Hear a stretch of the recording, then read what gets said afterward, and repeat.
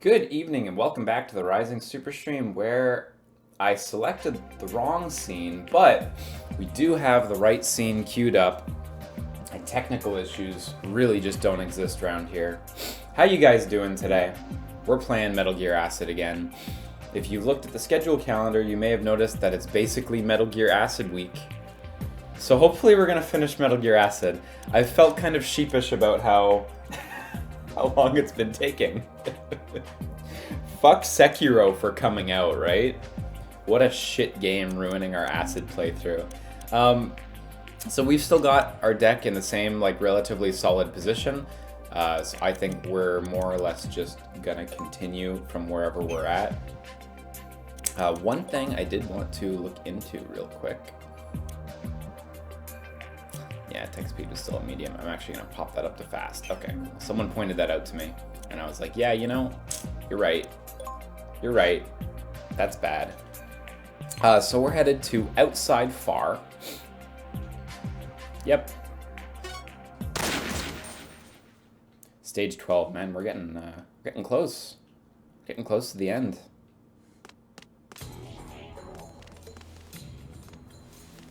Commando Joe says it'll be hilarious if the Kingdom Hearts 3 DLC just randomly drops tomorrow and we have to put this on hold again. Oh man. Kingdom Hearts 3 DLC, if I had to guess, because this is a total guess, I have no information, I imagine we'll hear all about it at E3 because Square Enix has their presser. By the way, I should just mention this. The schedule calendar, which you can find linked below the Twitch stream or on my Twitter or wherever the heck. Schedule calendar now has E3 times slotted in, so feel free to scope those out. E3's not for another month yet still, but, never too early to make sure that you're free on a Tuesday morning. Okay. Must be far. Yeah, so far as their main, big base of operations. Leone is so cool.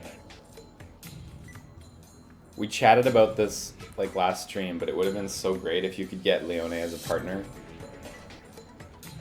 Spoilers, you can't, but... Nintendo, please give us Animal Crossing release date. Yeah, I feel ya. I'm keen to see what they'll do with the new Animal Crossing in terms of big new features. It's been quite a while since we got a new Animal Crossing game, so I'm interested to see what big things they have in store. This is a really nice map. I kind of forgot what it looked like aesthetically. Oh boy, look at that. Those cameras that'll melt us. I kind of forgot what it looked like aesthetically. But even just a cursory glance over is oh right, this is super classic MGS1 style base infiltration. Okay, so we've got to make our way all the way north and head into that side of the far building first. This is a multi-part mission. We've got all these little huts here. There's one there, and one over there. Probably all have booster packs inside. The guards have shields for the most part, so we gotta watch out for that. Also, the towers that have spotlights don't seem to actually be anything. Just aesthetic.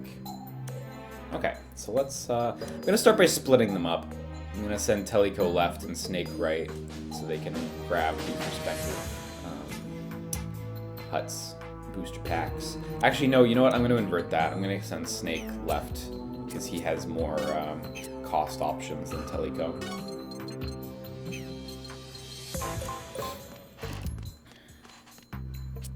Yeah, Nintendo's got a lot of E3 stuff to talk about anyhow. They've got Astral Chain as well, which releases in August, if I'm not mistaken. And I mean, I don't think that's going to be their main thing, obviously, but that's kind of a big deal. The response to that game's announcement was really, really positive, and I expect they want to capitalize. Oh, there's a fucking tin can in the way. Oops. I can just use the first aid kit for now. I'm not going to need that for a little while. I imagine they're going to want to capitalize on the excitement for Astral Chain and, really show that off well. And there's also Pokemon as well, but usually the Pokemon company kind of handles a lot of their own marketing for Pokemon games. Not to say Nintendo doesn't, you know, do a ton for them, but I wouldn't be shocked if Pokemon wasn't like the main game at E3 this year, because the Pokemon company always does their own stuff too, so. Oh, and it's true, actually earlier today they announced a Mario Maker Nintendo Direct as well, which is cool. We might tune in for that when that happens. I'm actually gonna take a second to equip this USP, because that will pay off. And then I guess I'll do this extremely heavy move. 8 points. Let's go for it. Do you think they'll announce Switch Slim? God, I really don't know. I feel like I'd just be guessing wildly. Oh yeah, we got the M92F with Snake, right? That's true. We popped that in last time. I feel like I still do absolutely believe the claims by Nikkei, the Japanese newspaper that often gets this stuff right. I see no reason to really doubt it, but I guess we'll just have to see. Didn't want to move Snake there in case the other guard during his turn would get to face him. Okay, we do got a booster pack in here. I'm gonna use a FAMAS to get in here.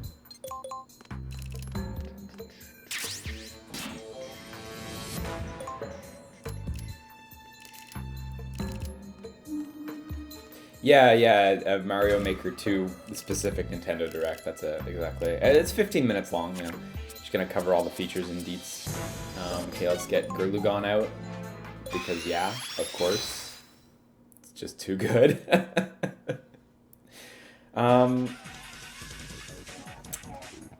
Help me out here, Marshall Venture in the chat. I see you say I'm hyped for DBD on Switch. It's gonna run like shit. I'm hyped. DBD. What is that? What does that stand for? I can't quite tell. Oh, Dead by Daylight. Right. Okay. Yeah. It's true. Yeah. It looks like the graphics are pretty compromised. I don't know how the performance is gonna be. The footage didn't seem ideal. It was a pre-release build, and stuff usually tends to shape up performance-wise at the last minute more than any time, so we shall see, I guess, but I feel, yeah. It may indeed run like shit. I'm actually going to put the M4 on and I'll get rid of front evade. I think this is just a better long-term decision for Teleco. I should probably get rid of front evade from her deck, honestly. I don't think it's paying off to keep it.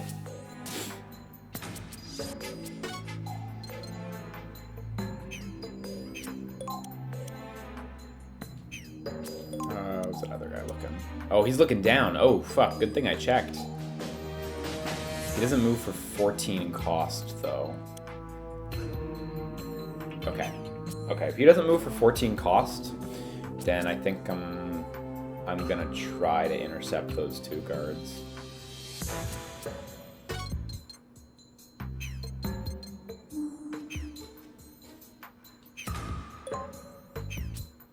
I have the stun grenade. That's kind of my thought here. Oh yeah, look at that! It's perfect! Oh, that's too perfect. Oh yeah, Fire Emblem as well. That's obviously going to be a big deal for them too. Marvel Ultimate Alliance 3. I see a big list posted here. Thanks, Commando Joe. Is Ultimate Alliance 3, is that out before E3 this year?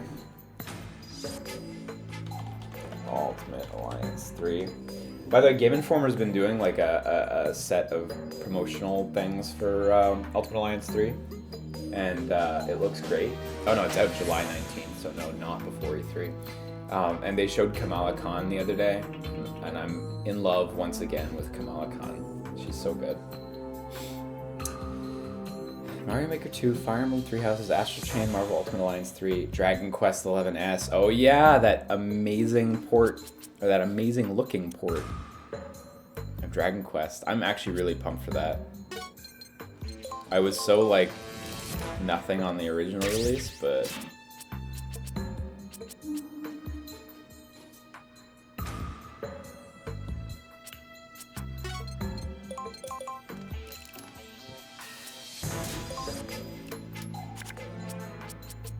Okay, so those guys got knocked the fuck out, which is actually awesome. I'm so pleased with how that lined up.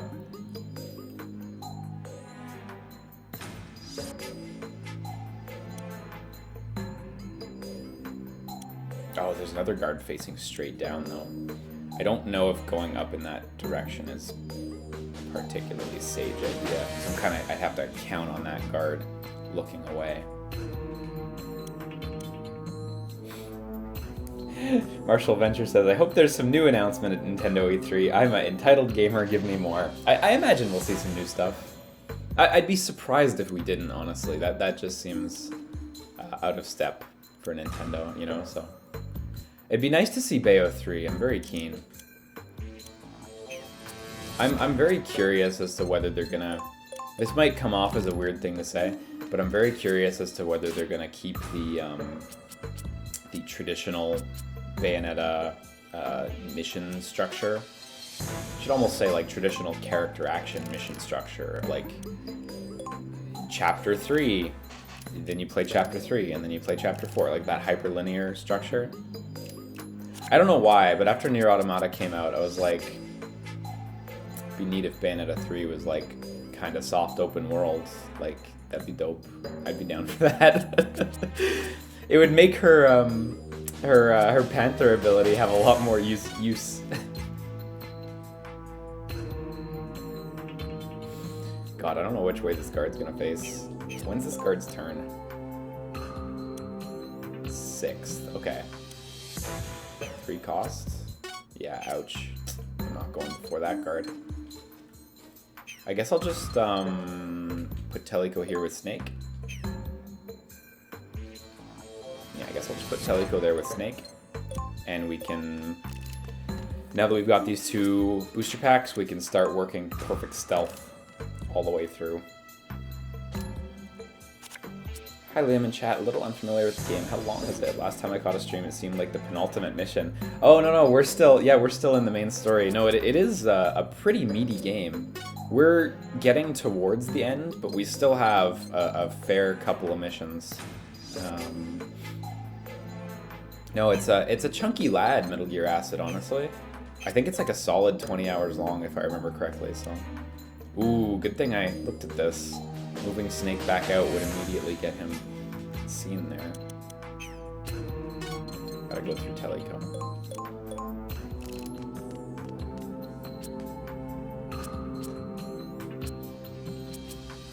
I think I'm just gonna waste Jonathan Ingram here. I mean, it's not actually a waste. I'm still getting a huge benefit from it, but if I had, it'd be better if I had a lower cost card to go here.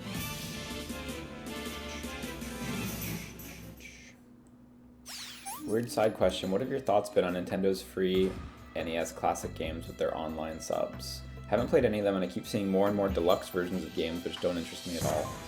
I think it's been really disappointing, actually. That's fortunate. I think their list of releases and like the schedule for the releases has just kind of been a bit of a bummer. It's like a ridiculously slow drip feed, and I'm just not super pleased with it, to be honest.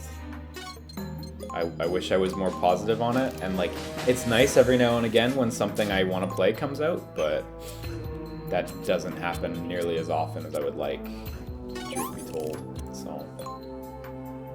Does this have anything to do with the main story of Metal Gear, or just some spin-off? This is a strict spin-off.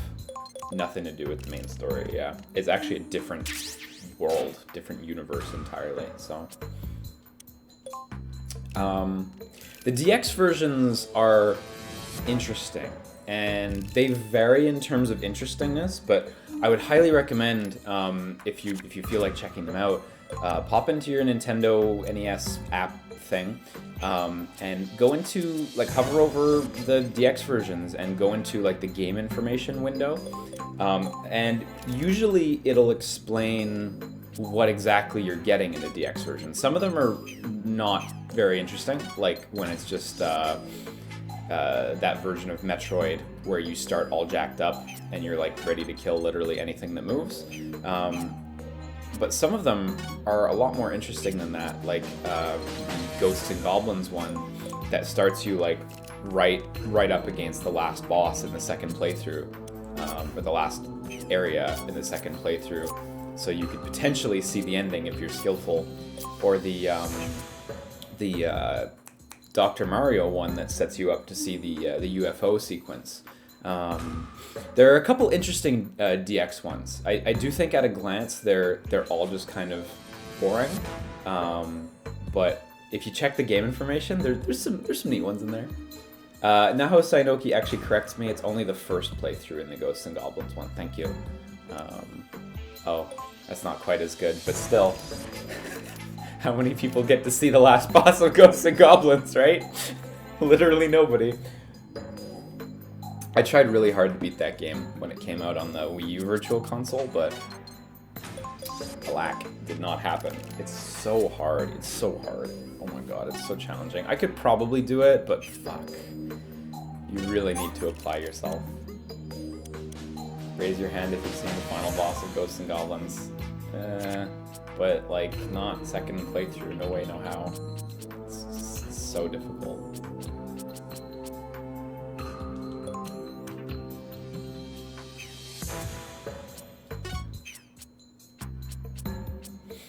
Snake's got 4 cards left in his deck. He's gonna have to shuffle really soon.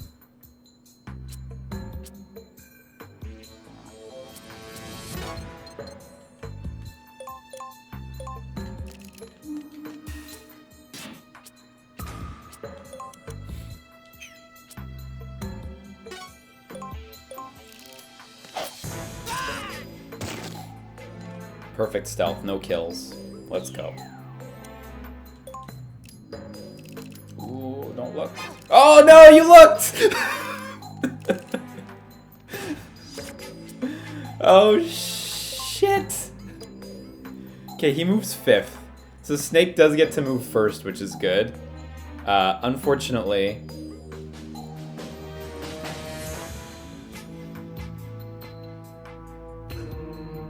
Snake's gonna have to shuffle really soon. Okay. Okay. I can try to gun it and get to the mission objective.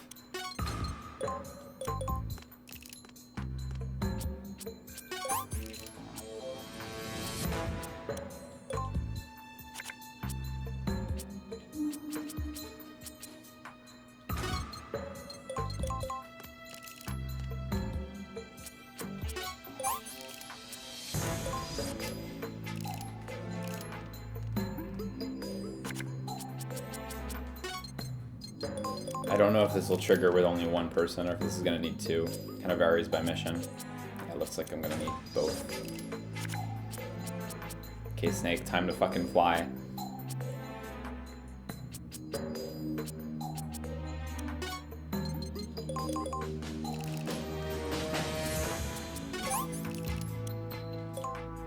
Snake's going to have to shuffle too, so...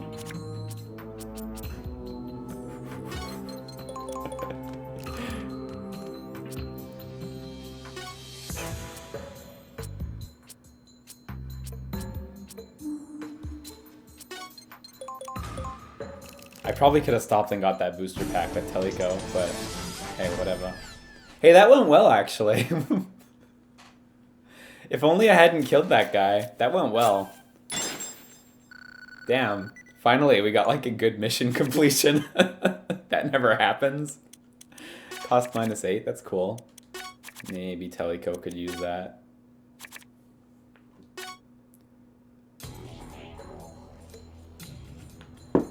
I think, by the way, we're getting close to getting the next booster pack as well. The final booster pack, if I remember correctly.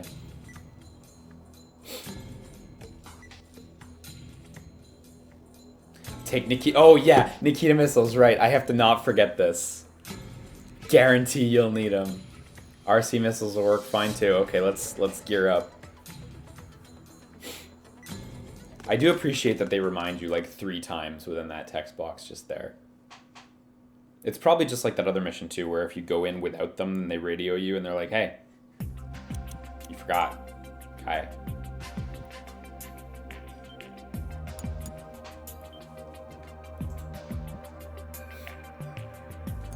Would anyone want current Konami to remake MGS with their MGS5 engine, the Fox engine, or have they burnt too many bridges for people to be excited?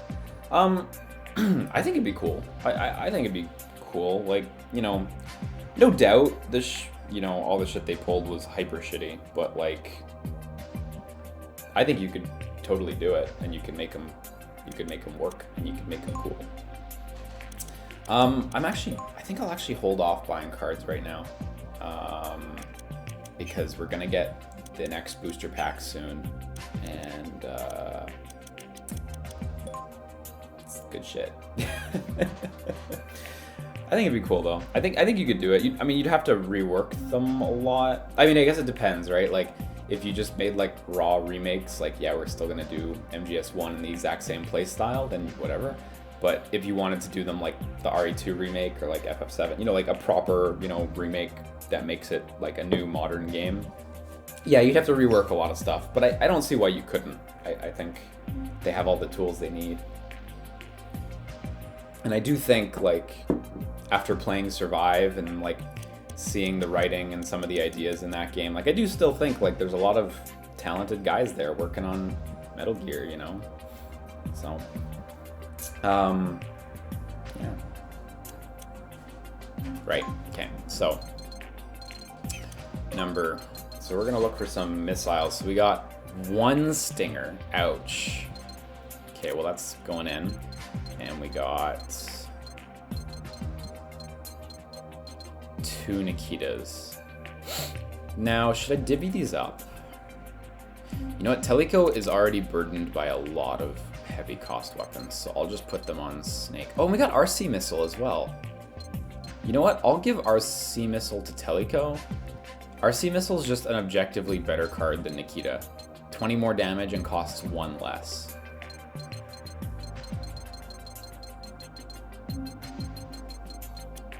Teleco, you're gonna get those. We're going a bit above 30, which I don't usually like to do, but whatever. I don't really want to tear their decks apart right now. I do want to remove Teleco's front counter because she doesn't have enough equipment slots. If she had more, if I gave her equipment level 2, she could use front counter. I guess it just make her front dodge.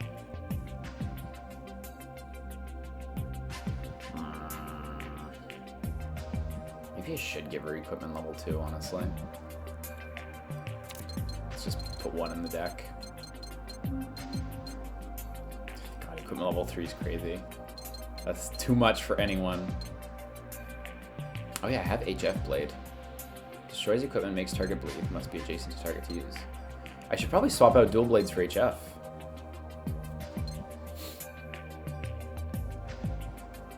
I mean, dual blades does destroy equipment, so I don't know.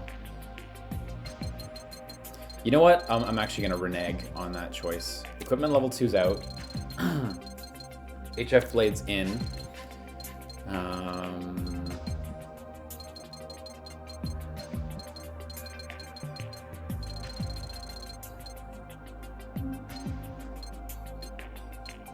Front evade level 1. Where's front evade level 1? Is out.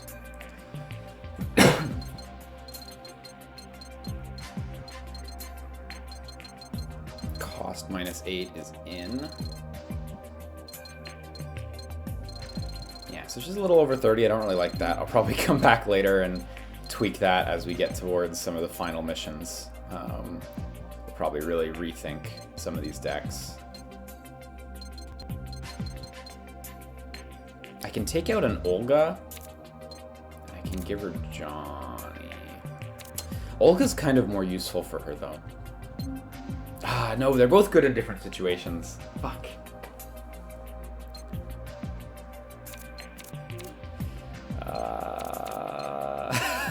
I feel only tears.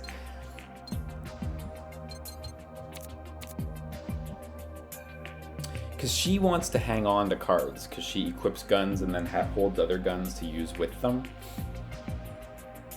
And of course, Johnny discards your cards. Johnny's better on Snake because he has more cost subtraction. I'm gonna leave Olga on her.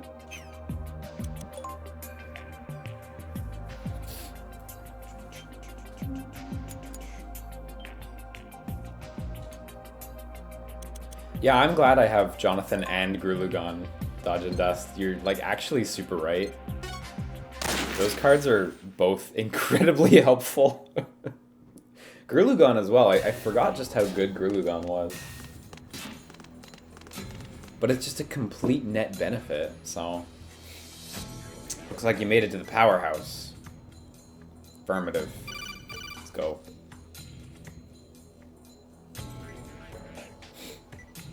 Disable the frontal security system. In order to do that, you need to cut the power at the Powerhouse. If you manage to cut the power, it'll take 5 minutes for the auxiliary power to kick in, which will rearm the security system. Password must be input to open the door before that happens. Cut the power, input the code at the front door within 5 minutes. Okay.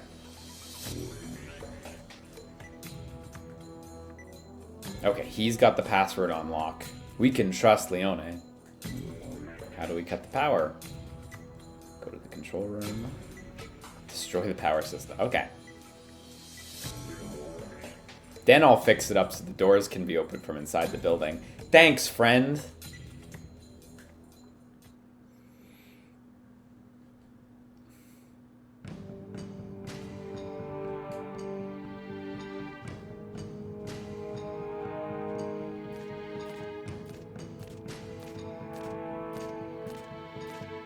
Wait, it's not a Metal Gear gacha game? I mean, it's a card game. The distribution's through random packs, but yeah, there's no microtransaction or anything like that. It's, I mean, it's a PSP game, so I wouldn't call it a gacha game. Yeah, no, just a tactical card game.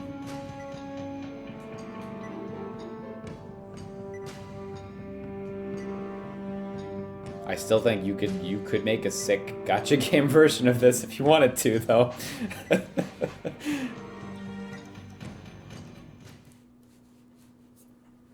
If you're a fan of Metal Gear Acid, I'd recommend checking out the game Children of the Zodiarcs. It's got some sort of similar stuff going on with the card game tactics ideas.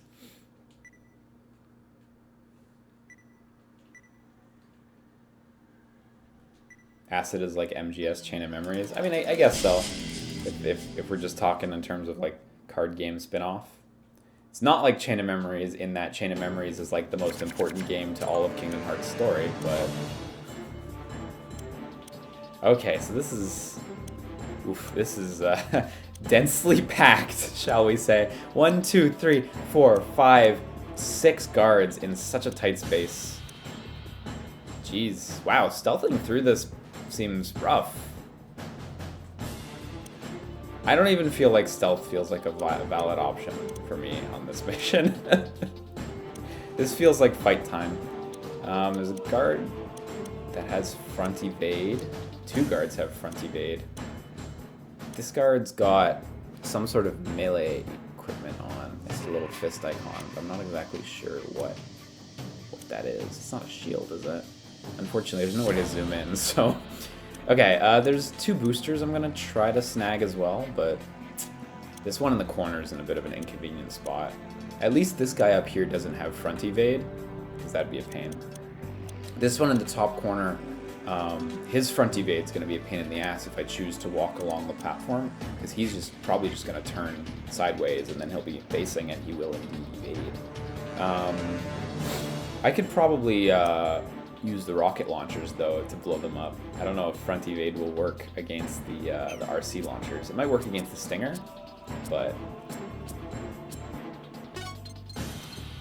Liam confirmed for enjoying all the killing. Of course, isn't that the point of Metal Gear Solid?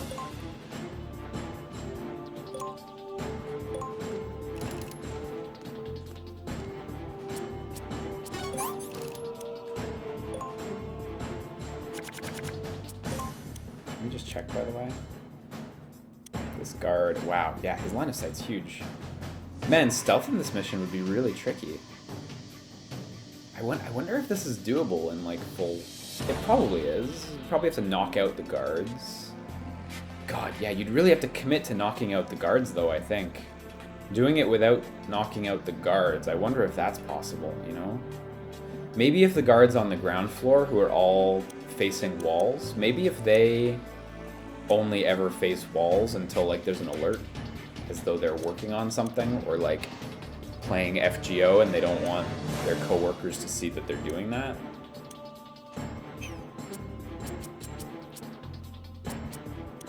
I should probably get rid of, like, some of Teleco's stuff, like Strand and Critical Hit. I don't know if I'm getting much usage out of those. Then again, I'm gonna regret it once I do remove them, so...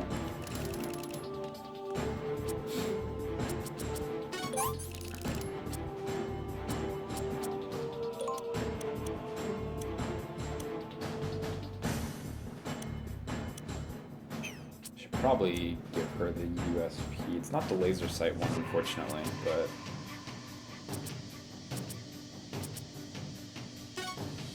I'm just gonna get the USP equipped. Even though it's not the laser sight one, it's gonna be good to have, especially since the USP destroys equipment when it hits. Yeah, so this is what I'm talking about. So this guard's gonna see us if we move forward. I really think you'd need to use, like, stun grenades and stuff if you wanted to stealth your way through this mission. Which I think I have one in Snake's deck right now. So I think stealth is not the route I'm going to take here.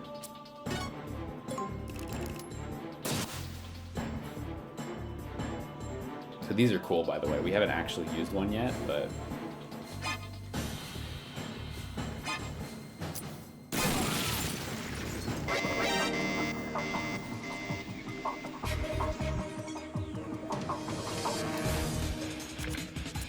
Wow, that took both of Snake's turns. I forgot that was a thing. Okay. That's not great. It's just unambiguously not great.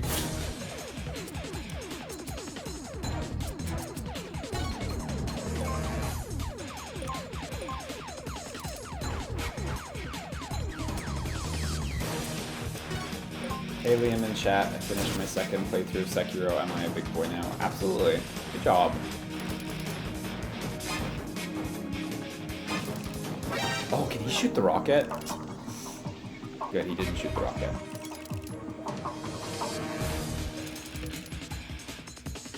Once we've wrapped up Metal Gear Acid, we're definitely gonna get back into Sekiro as well.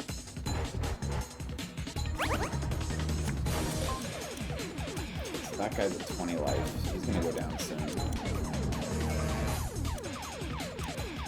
Okay, none of the front evade guards are here yet. They're still around the corner. That one's standing next to an explosive can. I don't know if I'll be able to get it in time to really act on it. Oh, I probably can. If I do some, like, movement shenanigans. Like, Snake might eat some damage, but whatever. Like, when has that ever stopped us, right?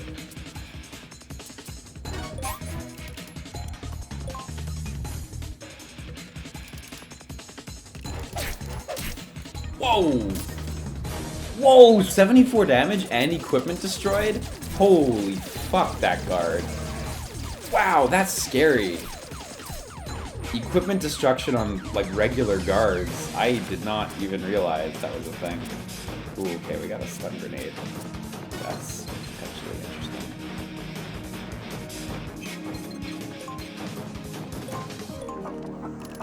So again, Snake's gonna eat some damage here, but this is fine. I just wanna take advantage of this situation. 7 cost, 2 cost, 3 cost. Okay, so I do kind of need to act right now if I want to get anything.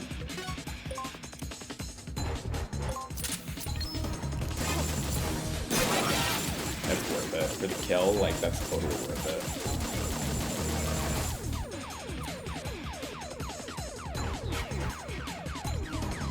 Just to not have to deal with front evade.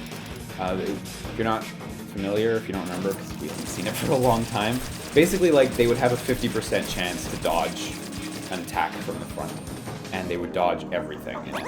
And and it would just waste your card entirely. Very powerful tool that you can use as well. But I don't want to deal with that on the enemies.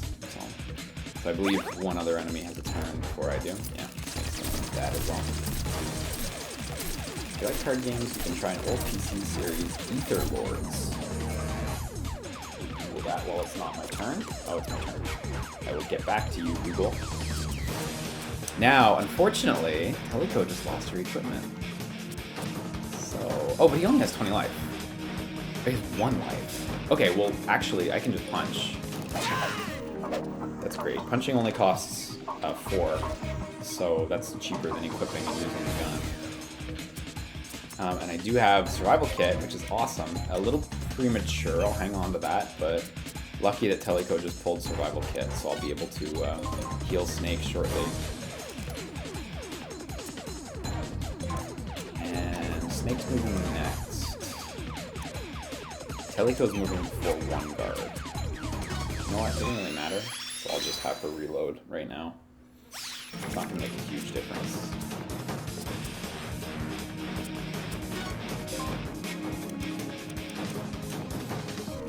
When is that guard moving? That guard is moving. 12 cost. Hey, this will actually... That's a hit.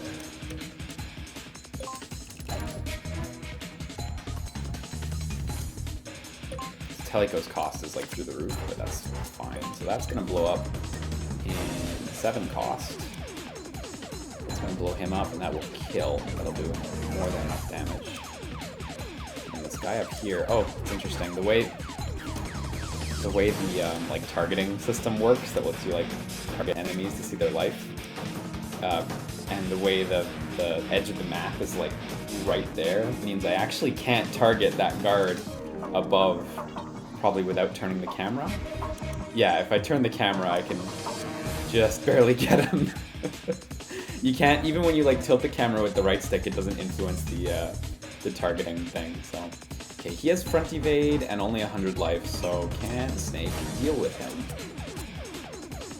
I'm gonna do a big gamble, use Johnny and hope for some cost down. Let's get the poops.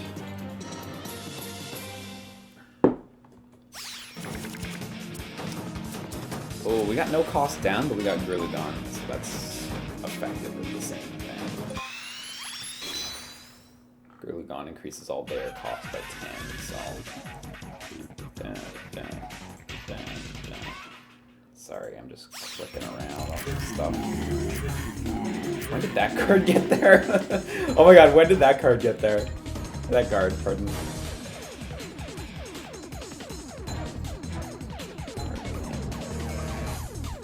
Back. What was that giant human shark? That is Gurlugon from MGS2. The Godzilla Gurlukovic soldier. He is super cool. If you go play your launch copy of MGS2, you can experience Gurlugon as well. That's actually, it's not a joke, he's in that game. VR missions are like, so good. You have to play through a lot of like rote stuff to get to the really engaging shit, but VR missions are great. If anyone's a Vita owner out there, unfortunately in North America, the original Metal Gear Solid isn't available on the Vita store because, I don't know, it never was, even when we all regarded Konami as cool. But MGS VR Missions is on the store, the PS1 VR Missions, and it's still fantastic. You get to play as the Cyborg Ninja. Additionally, in MGS2, you of course have access to the MGS2 VR missions. So there's a huge, broad selection of VR missions you can play on the go. They're actually really suited to that. Oh fuck, were they not in the original release? Were they only in Substance? You might be right, actually. Shit. It's okay, I don't know anything about Metal Gear, but I also don't pretend that I know anything about Metal Gear, so I get away with it.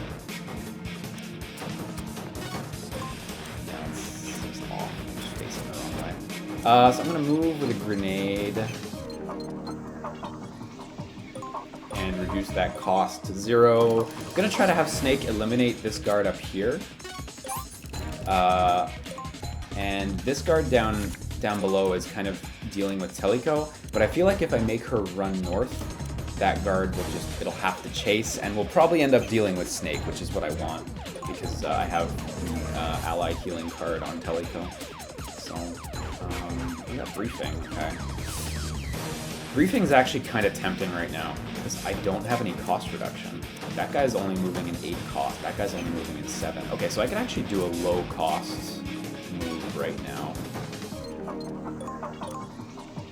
I'll come back for that booster pack. Yeah, VR missions were substance? Okay, yeah, cool. Thank you guys always for being on the ball.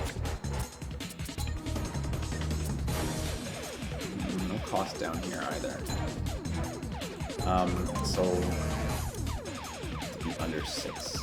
Under 5 cost, preferably? Okay, so let's just make a small move with Teleco as well, so we can stay under cost. God, the cost system is so good. It's so smart, honestly. Now how Sainoki says, VR missions get so difficult, but the ridiculous stuff you get to do later makes it so worth it. Yeah, the investigation room in the MGS1 VR missions is like still one of my favorite MGS things, period. Just like, murder mystery happened, solve the murder mystery. It's wonderful. Gurlugon's cool too. That's defend the curry, right? I believe is the mission objective, something like that.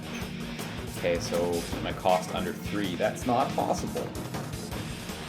He only has front evade. So I could take him out with Point Blank Famus could do it. Stinger is lock on to machines only. Yes, you can't even fire it at non-machines. That's true. Because I'm thinking I could use the Nikita, but if the Nikita doesn't come out quick enough, because when you use the Nikita, it becomes its own unit and it has its own cost. And I don't remember. After firing, enter the missile control mode. Or was that just Teleco's? Because it's true, when I used Snake's missile, Snake was able to act immediately with the missile. When I used Teleco's, she was not. I had to wait till the next turn. Maybe that's why the RC missile costs less and does more damage, because you don't get to just continue using it on your turn. Maybe that's what that is. Any guess on what idea Kojima had for MGS3 Dream Sequence? Great question, actually. It's true, so the Dream Sequence was meant to be an elaborate thing at that, well, at the bit where you go to sleep, right? And it got subbed out for nothing, and then like the hook guy thing. Any idea what he might have had in mind? I don't know. I would almost say like a flashback sequence makes sense, because like, yeah, but nothing, I mean, unless you were gonna play as the boss, nothing really works there, and that's not really much of a dream for John F. Snake to dream of the boss's history, you know?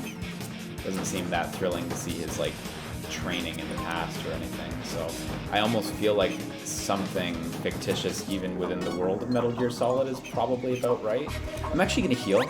I think it would probably be good if I commit to healing a little bit before the next mission chunk. This guard's gonna get some shots off on Teleco. That's gonna do a good amount of damage, unless he whiffs most of the shots. Okay, still got a couple in there. Got what, 60 damage? That counts for something. Okay. I don't think I need to take care of this dude, but maybe I ought to. You know? It might be worth it in the sense that, like, might be worth it in the sense that then I can, like, blow some turns to heal, you know? I think that's probably worth it. Just to try to start the next phase with full life, because this is a pretty chunky mission if I remember right. We don't want to blow it early.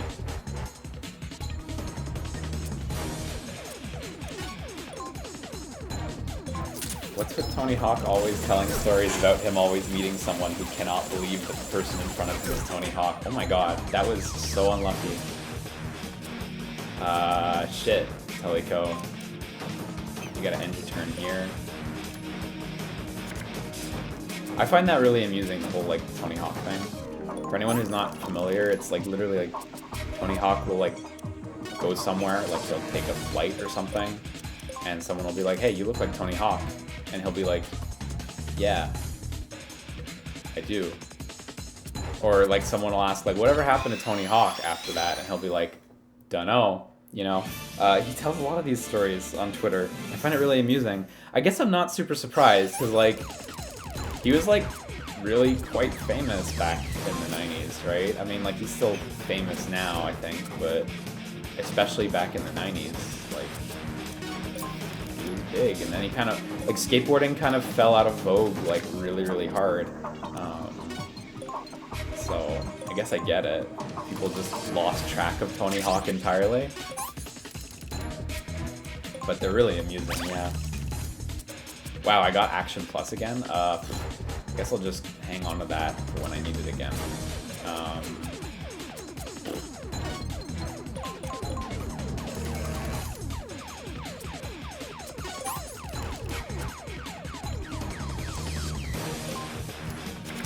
I see Jay Dawson talking about some changes to the MGS3 HD release that I never actually knew about.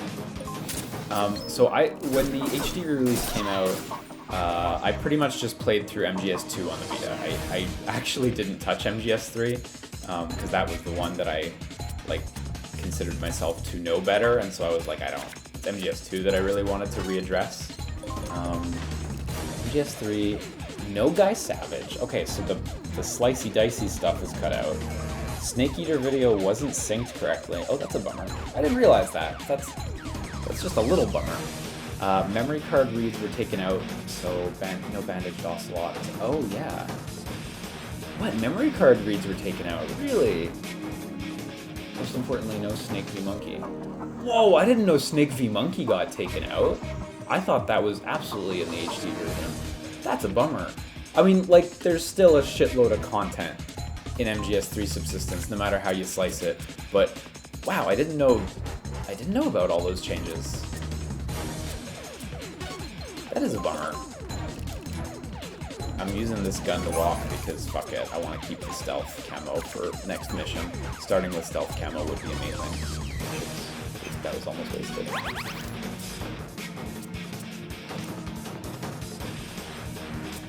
Move with the stinger. This might move us to the next mission, but Teleco's doing pretty good on life now. Okay, we need Teleco. 200 life to adjacent allies. No, Teleco, you need to kill yourself. Kind of wasting these cost downs here, but whatever. Yeah, I'm absolutely wasting these cost downs. I'm gonna just... Also, no HD Secret Theater. You know, I actually knew about the Secret Theater one. I did know about that, because a friend of mine who I watched all of Secret Theater with when I was younger for the first time, and we fucking giggled our asses off, he told me that. And I was like, oh, that sucked. He was like, yes, indeed, this sucked. Discard. This is actually a really good hand. I actually really like this hand with Snake right now. He still has Action Plus for a while. I think he's still got quite a bit on Action Plus. 10 cost, yeah. Like another turn or two. But it'll be good to be able to pop that right away. Having a good move card, -8 and Johnny, that's fantastic. Plus the stun grenade's handy in case we happen to come in near other guards. I do not remember what the map we're coming into looks like at all, so...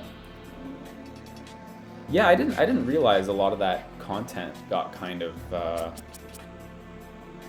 lost in the shuffle of that HD release. Because I know, I mean, as far as I played MGS2, it's a phenomenal port. I thought, anyway, on the Vita. MGS2 was amazing.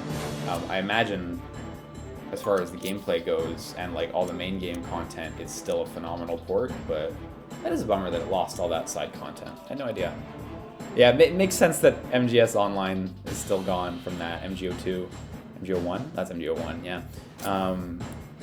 I'm not surprised that didn't come back. You're totally right. That makes sense that that's still out, but what are you gonna do? Okay, so mission objective is up there, which is a really circuitous path, actually. So we gotta go up, and then from up, we can't actually take the quick routes.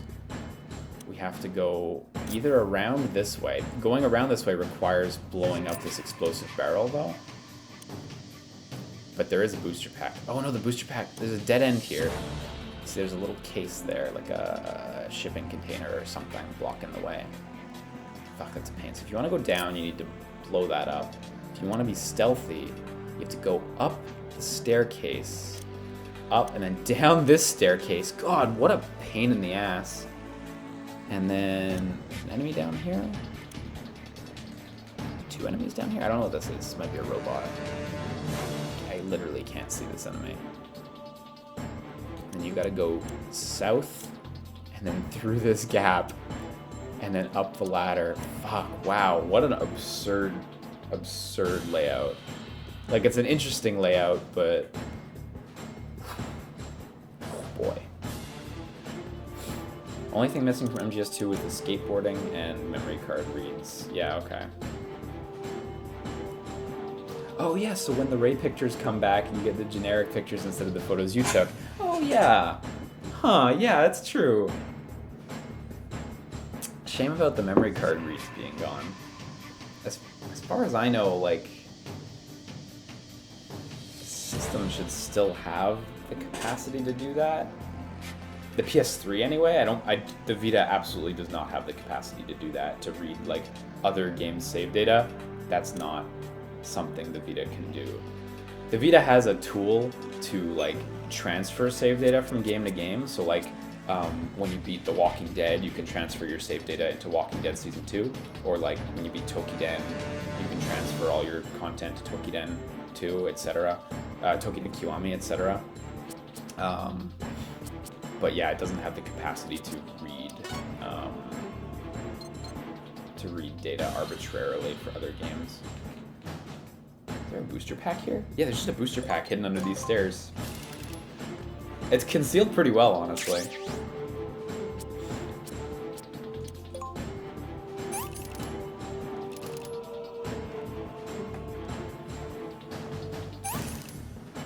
Marshall Venture says, and not a bad point, you know what I don't miss? Memory cards, yeah. I wish you could use USB keys like more easily to just transfer save data, and you just have to like sign in on the other person's console or something. It's a shame that it's not quite that smooth. Oh wow, because he's high up, right? His sight is, oh my god. Oh boy, this mission. Woo, woo. That's rough. Oh my god, they can see so far. Yeah, you can't really use USB sticks to bring your save data around as arbitrarily as you'd hope. Which is a shame, but hey, what are you gonna do? So I guess this guard's gonna do like some sort of circular pattern here.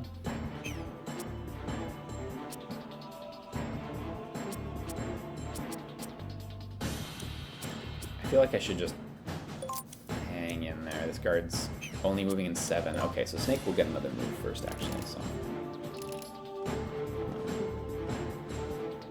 I only miss like memory cards as far as like bringing save data to a friend's went. You know, I miss the scant few GameCube games him and I enjoyed, where like I could bring over my save data and bring in my character, and we could play Versus or whatever. You know, Custom Robo or Lost Kingdoms or whatever. He played Lost Kingdoms too. Birds of a feather, right?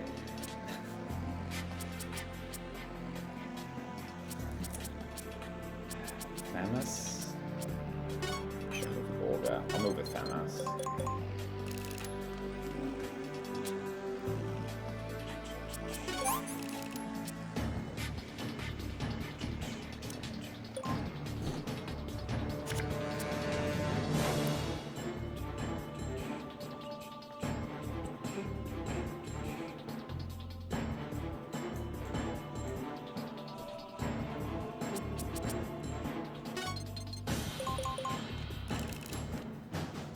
Yo, the Vita's great, dog.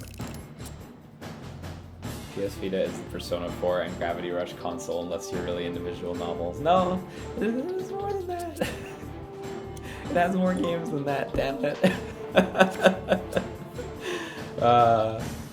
I know a lot of people are like very staunchly into Monster Hunter and not so much other hunting games, but I still absolutely adore the selection of hunting games on the Vita. I think it has a wicked good selection of those.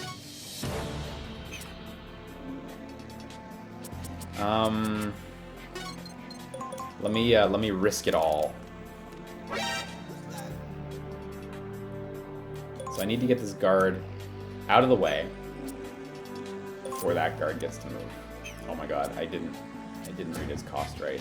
I made a mistake. That does 60, which is not enough to kill, so it's not really worth using. I made a mistake. Okay, let's use Johnny to try to salvage this. I guess there was an Uncharted. There's Killzone. Killzone's absolutely amazing. There's great ports of Ninja Gaiden Sigma and Sigma 2 if you're into action games. The only sacrifice being that they run at 30 FPS instead of 60. But they're like really great ports. Soulsack Delta, Tokiden, Freedom Wars, Oreshka, which I absolutely adore. What a wonderful game that is. I think there's a really great selection of games, honestly. Everyone loves Trails in Cold Steel too. Trails of Cold Steel. I don't have a particular affection for that game, but that's really good. There's so much good on there. Lots of like excellent indie games as well. I recently went back to Guacamelee to play through the DLC myself, and I went back to it on the Vita because I just that was where my save data was at. No big reason. Boy, Guacamelee is so good on the Vita. I mean, it's so good everywhere, but that was originally a Vita exclusive for a brief period. And that game still holds up super well. The memes, maybe not so much, but otherwise, yeah.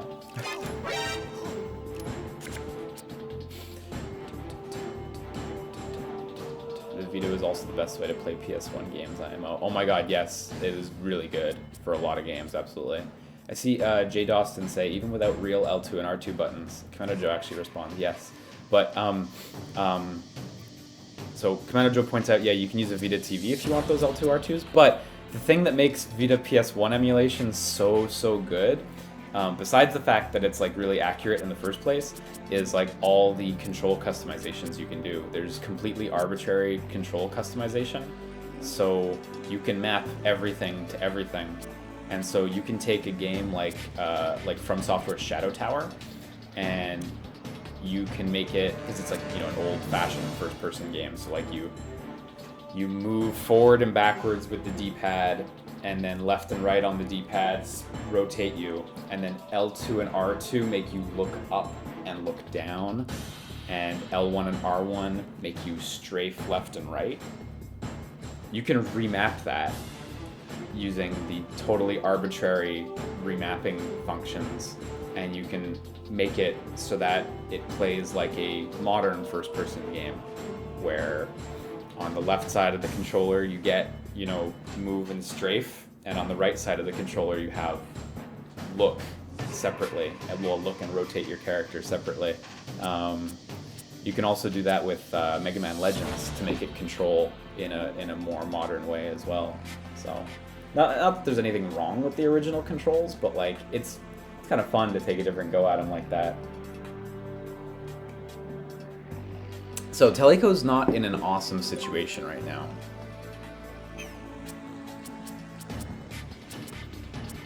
I feel like using Olga is probably the best bet right here, which I know I'm only going to get 2 cards from it, but... Okay, we got a -4, so we can at least work with that, and hopefully Teleco can pull... -8, great, that's awesome. That's just what I want. Just some way for her to keep moving forward without heavy costs. And you move in 1. That guy's going to call. Unless Teleco can kill him next turn, that guy's going to call. Which might be impossible for her, actually, honestly. Ooh, not with this draw, I don't think. Oh, I could use concentrate. Oh, yeah, hang on. What is concentrate? Hit plus 40. And this... Oh, it doesn't raise cost. Yeah, no, that guy's gonna call. I could use a grenade and shoot the grenade. I don't know if that'll work. I don't have much faith in this plan.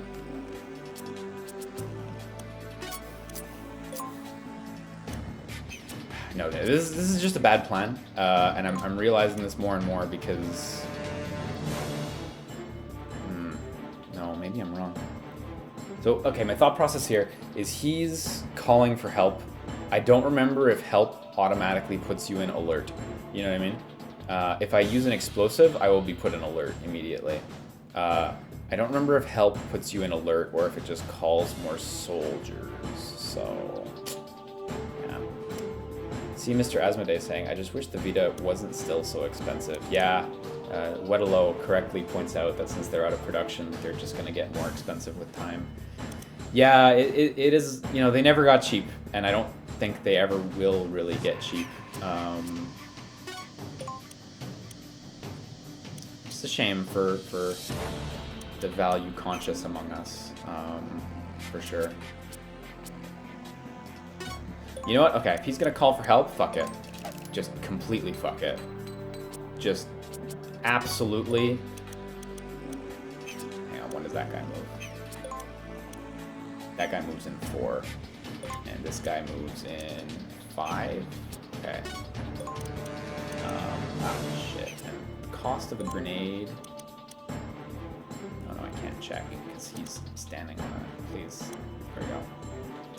8 cost. Okay, so I have to predict where they're gonna move to. How are my powers of prediction today? Okay. Snake's over there, so potentially that guy could stand and shoot, but I don't know if he's within range even. This guy's gonna move forward. He's gonna try to move around this corner, because moving up doesn't really do anything for him. So I could try throwing there, and if he only moves 3 tiles, it'll hit. But if he moves more than 3 tiles, then that's blown. Ah, fuck it.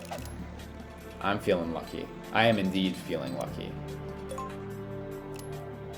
So he needs to not move as well. Ooh, waiting. Oh. These subversive moves. Yeah, okay, it does put us in alert. Okay, so fuck it was the right choice. Okay, so when they call for help, they do put you in alert.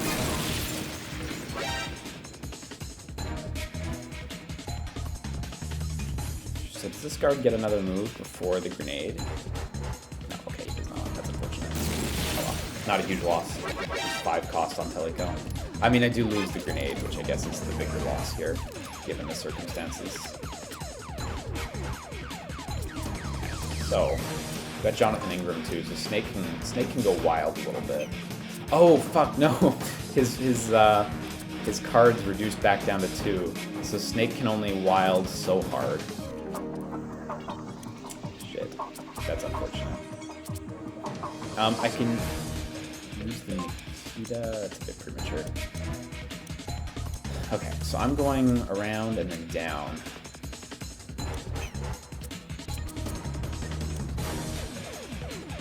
I don't want to waste Olga here because that's my only draw power. I should probably just use Briefing, honestly, and just jettison his hand. As much as I have Jonathan, this hand has major deficiencies otherwise.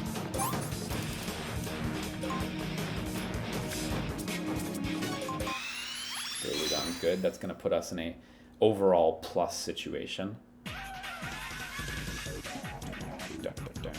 Yes, we're going to watch this every time. Love you, Gurlugan.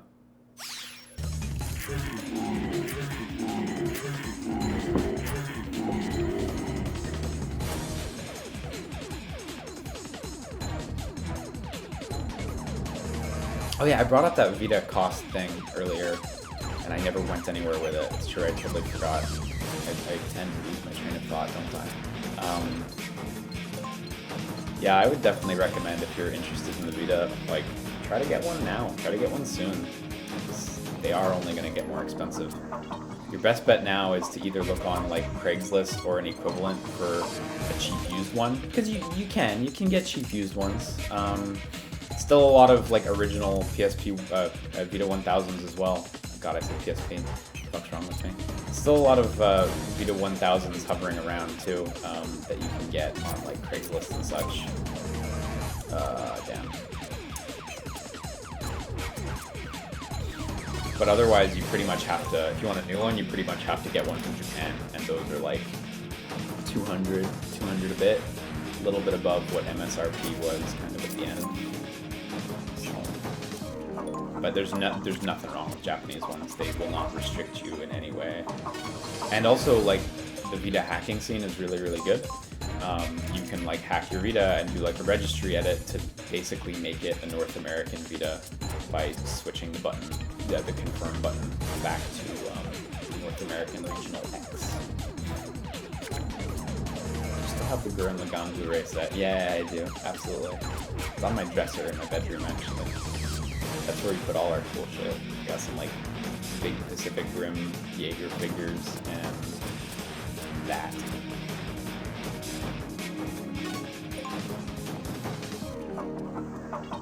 Maybe I should just chill. It seems like I'm actually getting this evasion period for real.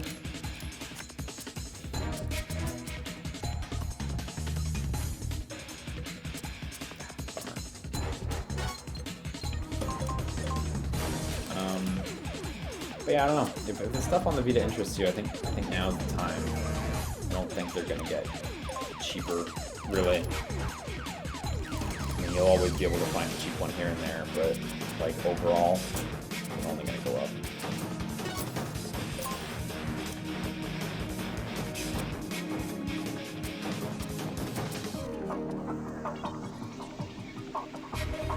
It's 40 times 2. Wouldn't even kill anything at this point.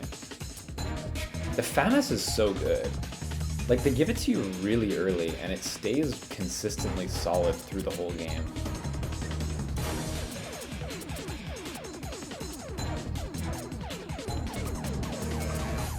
I think I'm gonna move the stun grenade, honestly.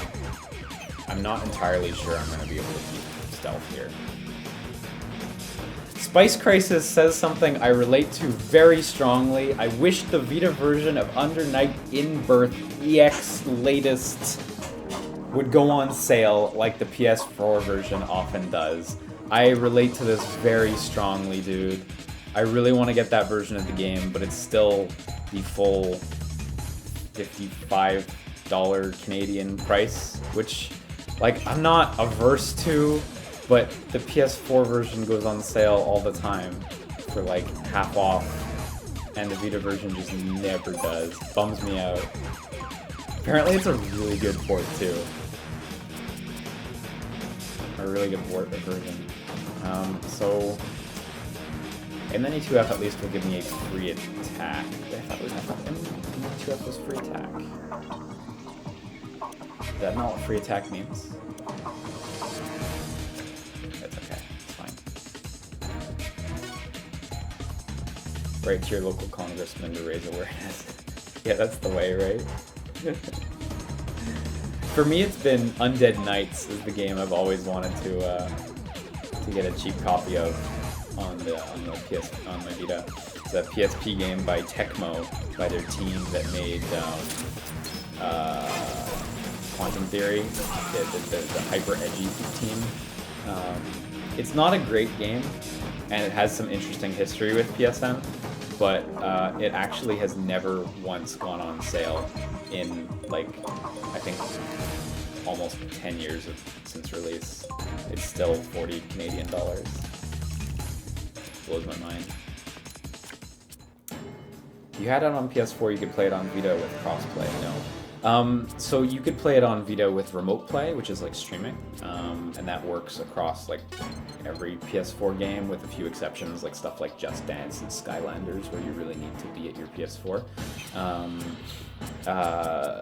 But no, yeah, the cross-buy program where you like buy it on one platform, get it on the other, it's not a given that a game supports cross-buy, because I mean, frankly, it's hard to just expect that of your publishing partners and such, that they're just going to give away a version of the game.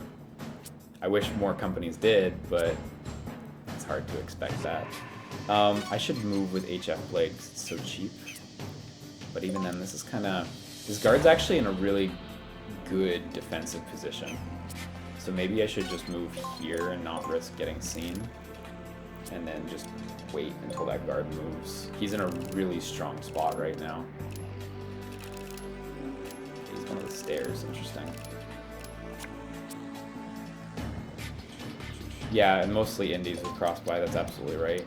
Sony as well, Sony did a great job like ensuring that all of their titles were cross-buy where applicable, which was good, you know, as it's your platform, you better, you know, support it at the best you can. Replace the USPs with FAMASs, just more FAMASs.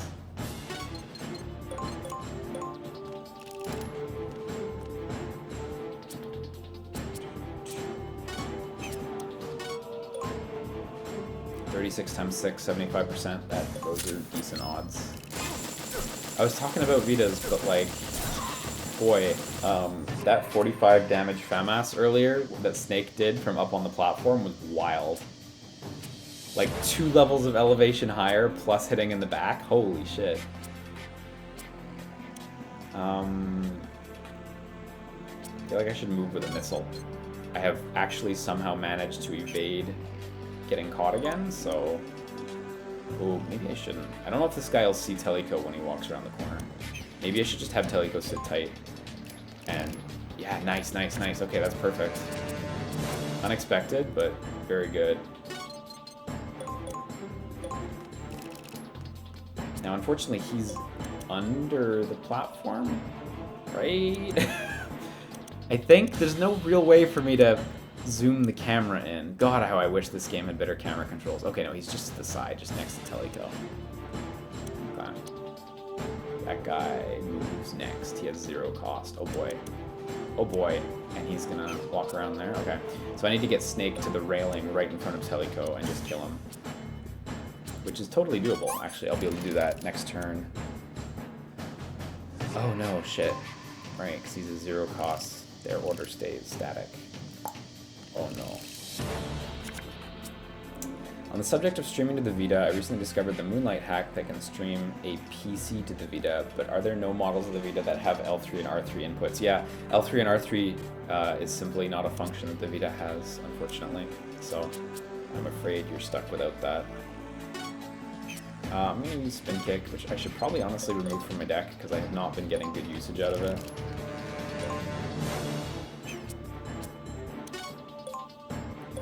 Kill. Oh my god. 2 misses? Don't do this to me. Snake! Teleco is going to be able to kill, so it's fine, but like, oh my god. I'm going to move with a missile. And I should... He has... How much life? 10, so I can just punch. Oh! Is he gonna counter? Okay, no. Wow. Front evade. Front evade, son. Okay, I gotta use a weapon then. He moves in 7 costs. I have to use... Unfortunately, I have to use... I guess the US... I'll use the USP. Since the FAMAS has higher damage potential. That's too real. That's too real, man. I like that. What's PH says there aren't any homebrew that allows for use of the front back touch panels to be used as R3 and L3. In most games, they'll map L3 and R3 to like the front corners. I don't know if you can see that on this PSP, like right around there on the screen, and that's usually fine. I know some games in remote play have like custom setups, which is really cool. Destiny, actually, first Destiny, I don't know if this applies to Destiny 2, has a wicked good remote play control scheme that is made specifically for when you're playing on the Vita. That includes like moving, running, which is of course on L3 on console, the sprint button. It moves sprint to down on the D-pad, which actually works super well because you're like holding up on the stick and you can easily just hit down on the D-pad to start a sprint. So you know, some games get around it well, and other games will map L2 and R2 to the back touch, which is serviceable sometimes. It's not ideal. It's really not ideal.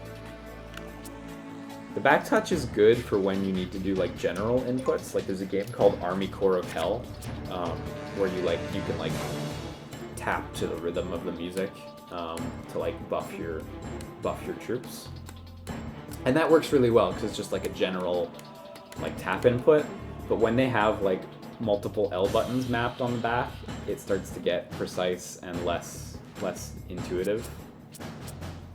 It's hard to always make the exact moves you mean to make sometimes, which, I mean, that really shouldn't be the case, but unfortunately it is. Should I move more with Teleco? Next enemy moves in 11. Oh yeah, okay. There's a booster pack over there and up this way. Okay, this is actually going pretty well. So I'll move again with Teleco. I'll use the RC missile. It's still moving first anyway, so... Or first, well, before the guard. What's PH say? It says, back touch never worked properly for me. I seem to have a severe case of zombie fingers. Oh no. Yeah, I guess since it's capacitive, right? It still kind of requires heat. So if you got chilly hands, you're fucked. I don't know how the tech works, like, in detail, but... I have heard from people who have just said, yeah, like, it doesn't work well for me at all, the back touch. And I think, you know, part of that is just like it's not the best input, even in the best of circumstances.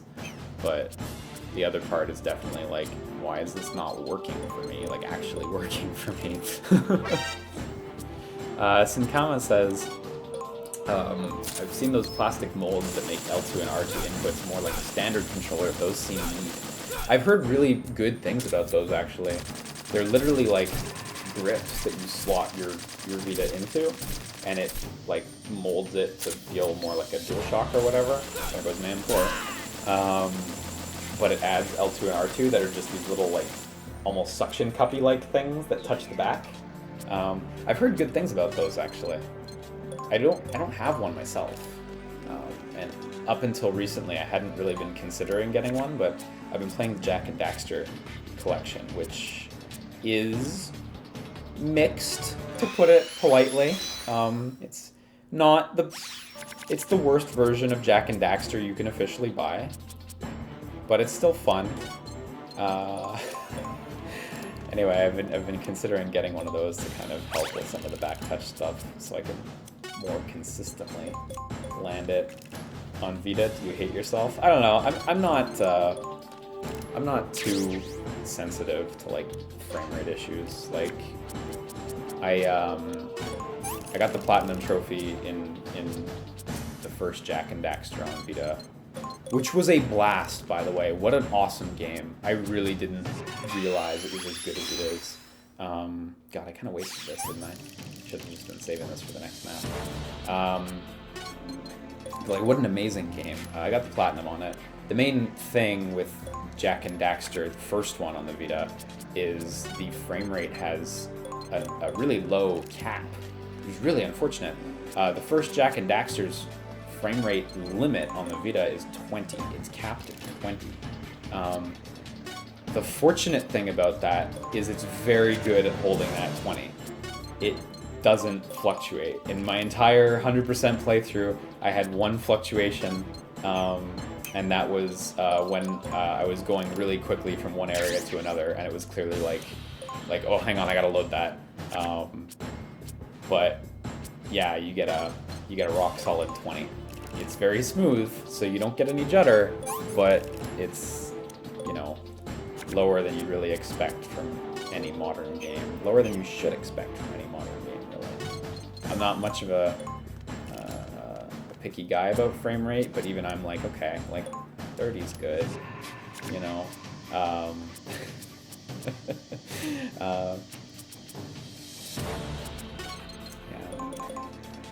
Jack 2 and 3, the frame rate cap goes up to 30, but it doesn't have as consistent performance. I do think they like generally hold that like well enough though.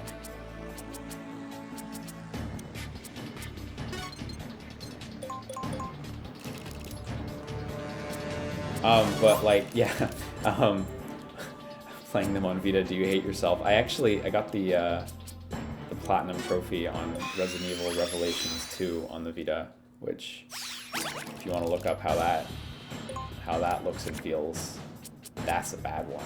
That's a really bad one. But I love that game so much.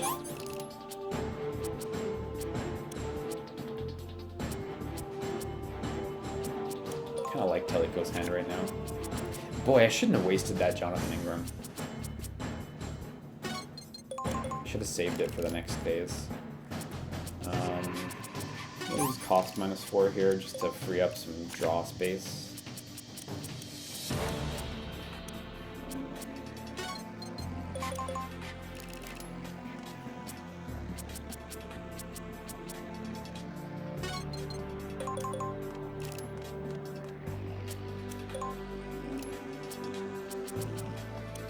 Gonna need those missiles soon too.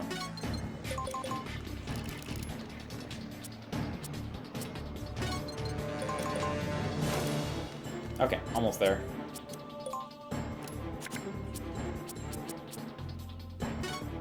Yeah, equip the M4 laser sight. I want that. Ooh, we got Famuses. I'm gonna actually move with the USP then. Is Ratchet & Clank Collection for Vita better than Jack? Yeah, absolutely. Jack is widely regarded as the most troubled one. I don't think that's a controversial opinion. I think that's pretty plain to see. Jack's is very troubled in terms of performance.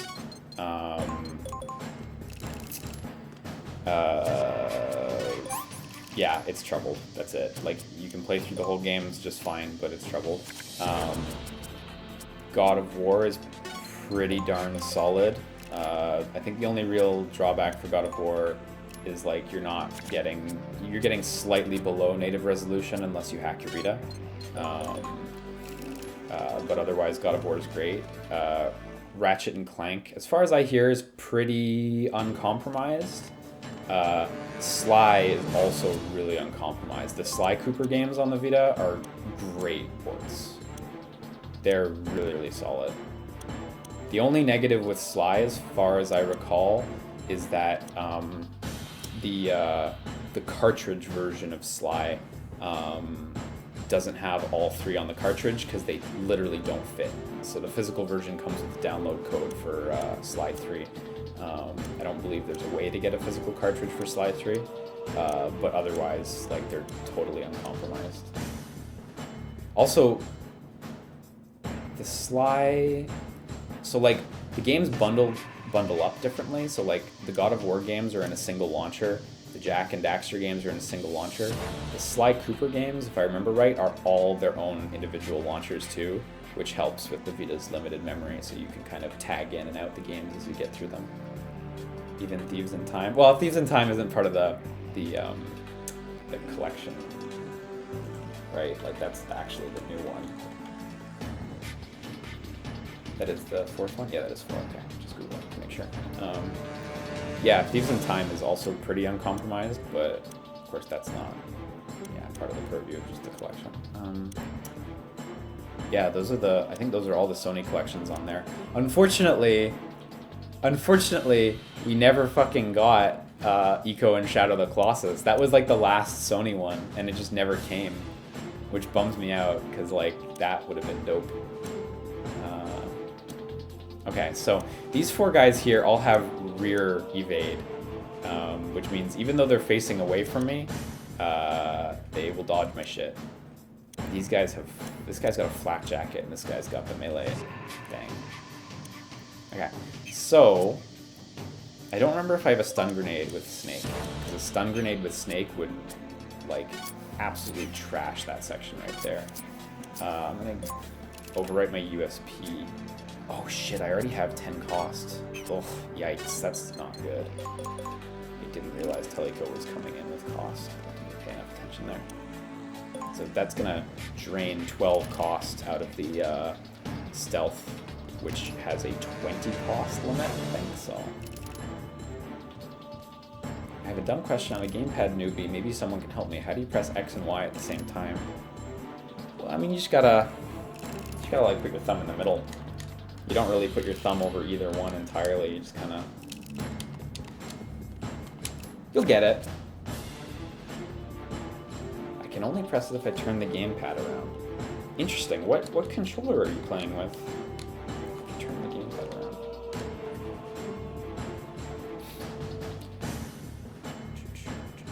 Shadow of the Colossus HD now in original frame rate. Oh my god, you're right. They never put any KH collection on the Vita, did they? No, unfortunately they didn't. They really focused their efforts for those on the PS3 and the PS4, and ultimately I think that was the right choice, because they ended up with like an amazing, impeccable collection of Kingdom Hearts games on the platforms that I think mattered most for where Kingdom Hearts was going to be.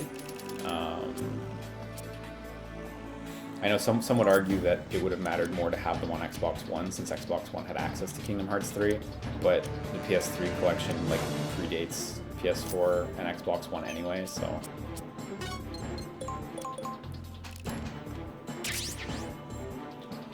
Yeah, no Birth by Sleep on the Vita either. That game was never available digitally in any region, unfortunately. And it is unfortunate. Although not for us, because if it had been available digitally, being that I was just a huge Vita fan, I probably would have bought it. And I probably would have played it before the collections and our Kingdom Hearts LPs, which would have sucked for us. So we should be glad that Square Enix never released it. Crisis Core as well, yeah. That one's, I'm gonna use this, which should reset my thing, and then we use Jonathan Ingram to pull that down.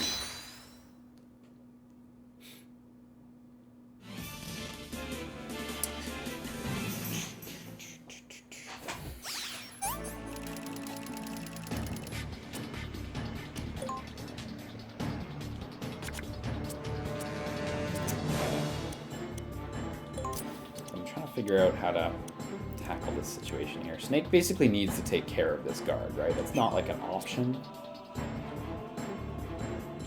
Sorry, how much life again? 40, but he's got a flak jacket. And if I shoot, it's gonna make a shit ton of noise. So like, okay, how much cost do I need to go next? That guy's got 2. That guy's got 2. Okay, so if I move in with the M92F, get the booster pack, and then reduce my cost by 8. I'll be in a position where I can use roundhouse kick silently next turn, hopefully kill. I don't know if the flak jacket's gonna protect him. Okay, no, that worked. Now the only thing is, I'm not sure if literally everyone else is just gonna catch Snake now. You know? Like, who can see up there, you know? This other guard up here, if he turns, he'll probably be able to see. I think I'm gonna attempt a silly maneuver with Snake. I'm gonna waste a FAMAS to move here and crawl. And hopefully that'll be enough that enemies don't see me. At least not to what? Yeah, a bunch of games Kojima worked on are in this. It's really cool, actually.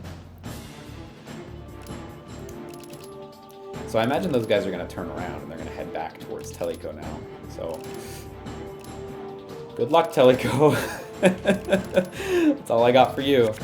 So I shouldn't have to worry about the melee thing that this guy's got, because Teleiko's invisible.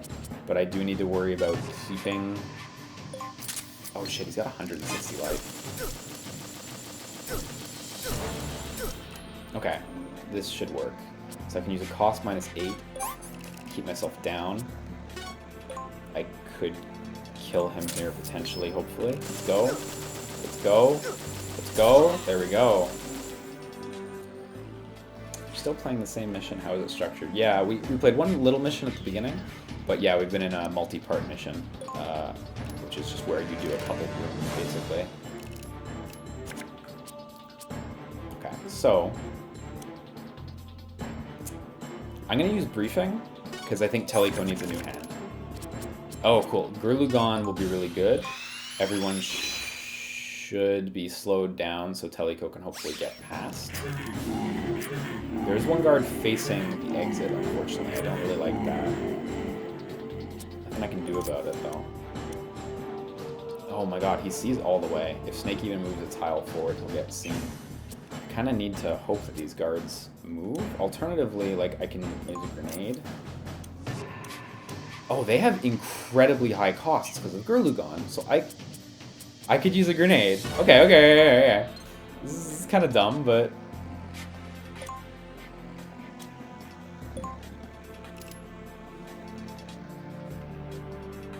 This grenade won't hit Snake because of the elevation difference.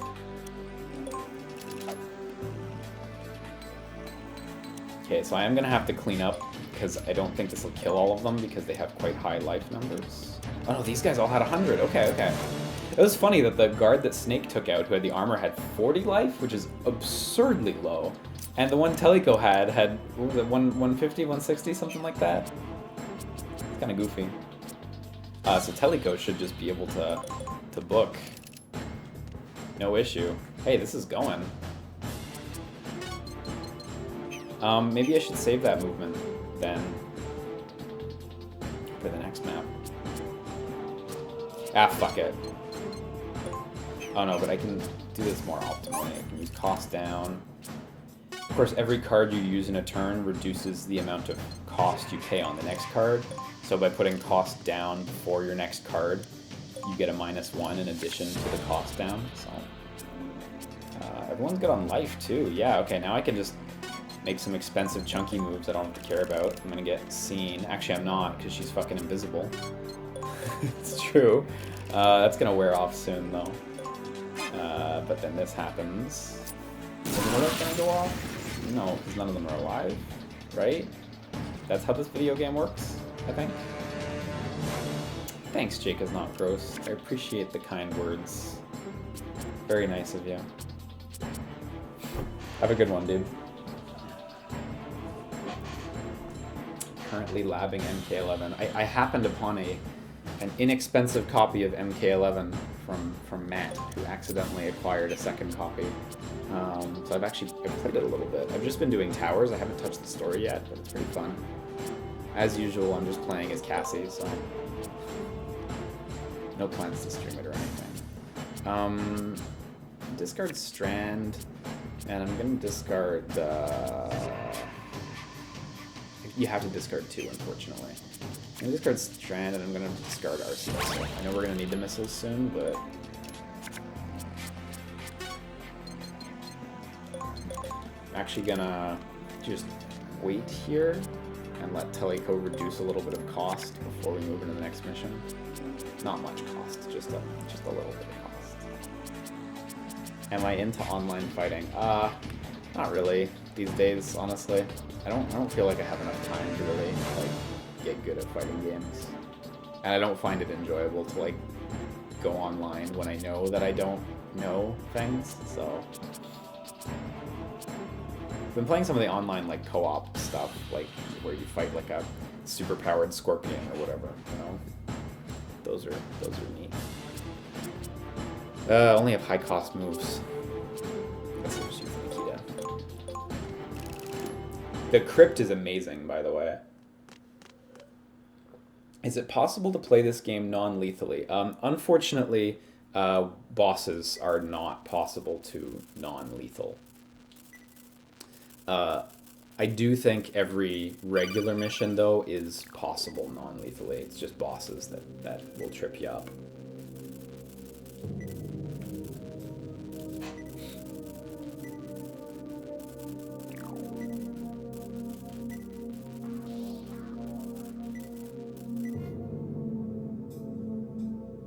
Switchboards on the other side of the electric floor. So, this is why you need those missiles, by the way.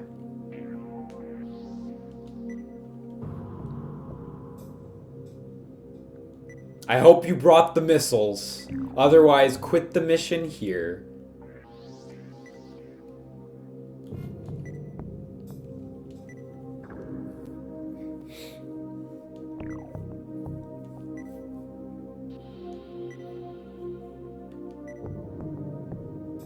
That's literally it, by the way. Like, if you didn't have them, you'd be completely fucked. Yeah, your turn will end automatically. Okay, so I want to use those second act as my last action if I can, but...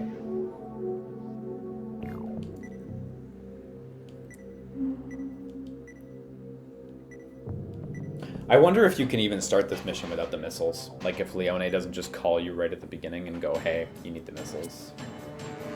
Like again, at the other building where we got called and it was like, you need the key cards, man.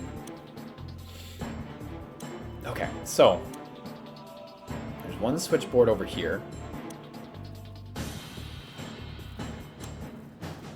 And then the other switchboard, you just follow these yellow cables along the wall over there. Okay, so there's two switchboards. Why do we need to take out both? Actually, sorry, I'm a little confused. It seems to me like you could just take out this switchboard and just go right to the exit. What's this switchboard for? I mean, this switchboard's for this electric floor, which does not lead to the exit. There's a PSG1 over there, I think. I mean, I can take them both out. We can just do the whole thing anyway. I'm not sure. Maybe you do have to take them both out to take out this electric floor. I don't know. It's fine. I'll just do it. Like, whatever. It's like whatever, man. Okay, so they've got front evade, all three of them.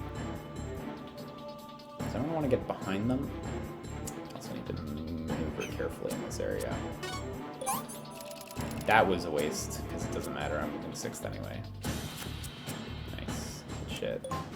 Now, I doubt the guards are going to move in such a way that they can see you where you are at your spawn points. I think they always kind of obey that in this game. Like, unless it's a mission where guards start aggressive, they'll never, like, see you at spawn.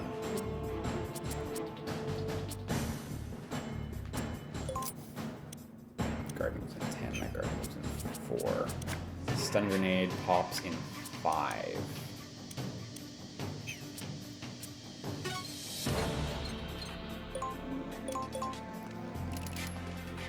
Has anyone here played Natural Doctrine? How is it? It's really good, but it is insanely difficult. Or I should say, it has an insanely rough learning curve. If you can get past the learning curve, everyone tells me it's a fucking awesome tactical RPG. But boy, is that learning curve steep as all heck. I couldn't necessarily recommend it to everyone, honestly. I fell off of it because it was so difficult. I should go back to it once. Like, I really ought to. I got a missile. Unfortunately, burdened with high cost now. I could do... No, I don't really have a... As much as I have lots of options in this hand...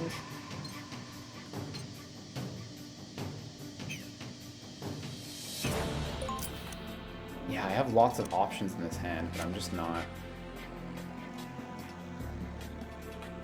Not able to do a whole lot.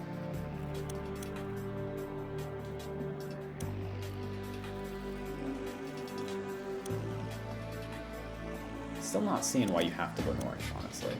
Seems like the only reason is to get this PSG one, or whatever this is. Doesn't seem like there's any other rewards that way. But whatever. Have I ever played Yu-Gi-Oh! Forbidden Memories on PS1? I'm familiar with it, but I've never played it. God, what should I do with Snake? He's got a really interesting hand, but with his current 10 cost, he doesn't have good options, I would say.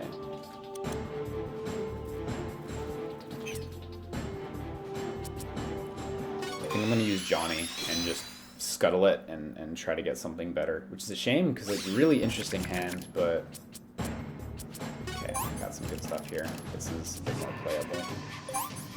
Still gonna move fourth, unfortunately. That guy moves first. Okay, I'll still move fourth even if I use Olga, so I'll use one Olga to fill my hand up a little bit. Since it's card game month, we'll be playing Super Dragon Ball Heroes on Switch. Kappa, please don't hate me. No, I absolutely won't be. I'm like pretty familiar with the game from like its arcade origins, and I kind of know what kind of card game it is. It's like more of a gacha game than a card game, so I have no plan really.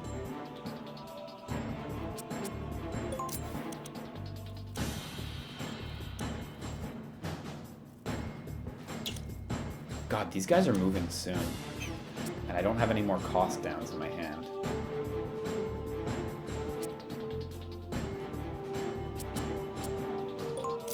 And they move so soon that, like, a grenade wouldn't be effective. Not that I want to alert early. God, Snake has these great hands, but these enemies are in such defensible positions that I don't know what to do against them. Plus, this guy's just asleep on the ground, right? He's gonna get up. He's not dead or anything. I could try... I mean, it's kind of a waste of the stun grenade, but I guess hindsight is... Oh, wow, I actually can't use that when he's on the ground. Oh, shit. Okay, well, Snake's just gonna wait there, then. I'm gonna move Teleco to the right-hand side of the map. So I need to crawl, because there are actually lasers right there. I don't know if you can see the little sensors. I need to make sure I don't botch that.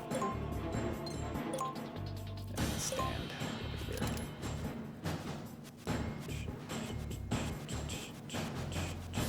Any good turn-based RPG recommendations on the Vita? You already have P4G and Digimon Cyber Sleuth. I think Oreshka is the big one. I really like that game. There's a great demo for it. I highly encourage you to give it a swing. Some people really bounce off of it, but I really enjoyed it. The demo also lets you transfer your data to the full game if you do like it. So okay, this is good. They just moved into much more useful positions. This guy still moves in 2, so I need to take care of him. He has front evade, so I need to get behind him if I want to make anything happen.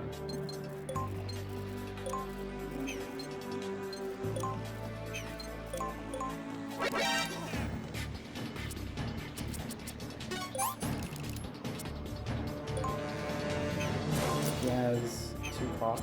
Okay.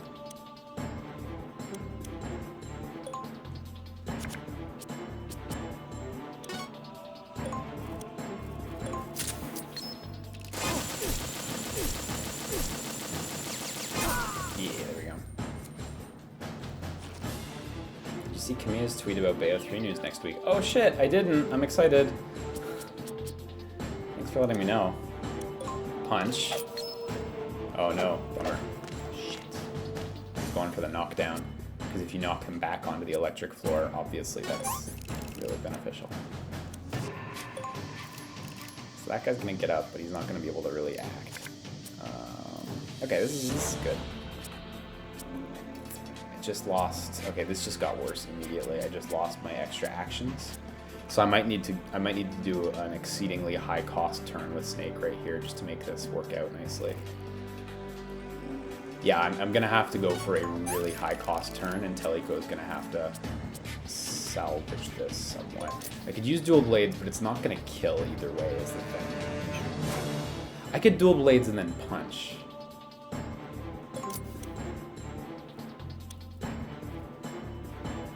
Yeah, you know what? This is gonna be high cost anyway, so let's just go all the way.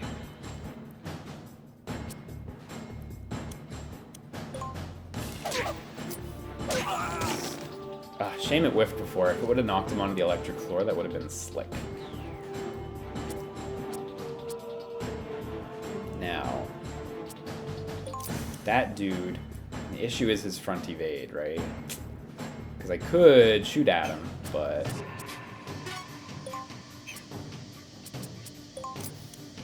moves in 3. I think I'm better off moving away from him. Oh, no, I actually can't get all the way away from him. Okay. Well, when does Teleco move? Teleco moves in 3. He moves after Teleco, but also in 3. Okay, so Teleco's just got to save this situation. Yeah. Go for it, Teleco. Do it. The missile launcher would have worked, but I think it would have also started an alert, which I want to avoid for as long as I can, honestly. Your killer instinct is scaring me. Yeah, well, consider yourself fortunate that I don't get to use the cost system in real life.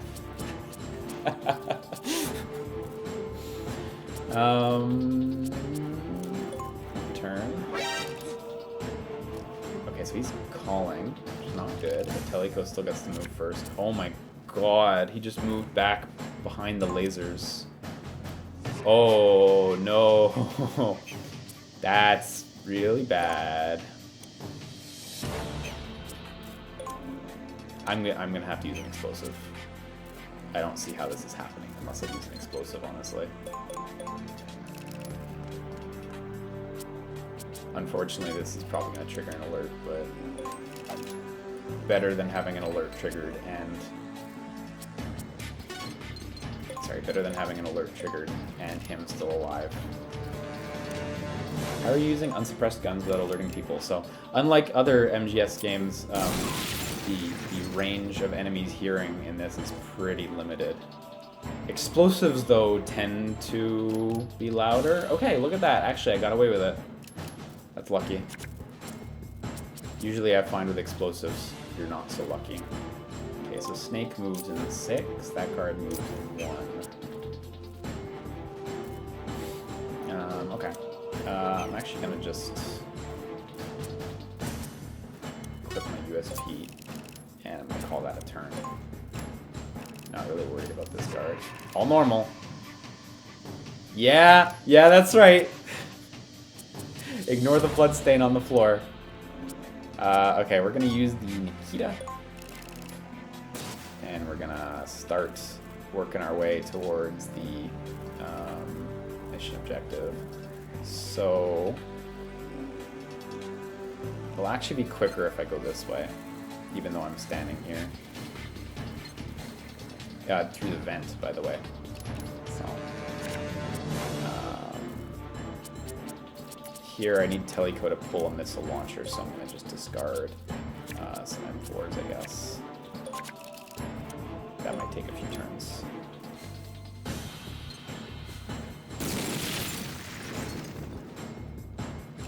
Man, are you for real?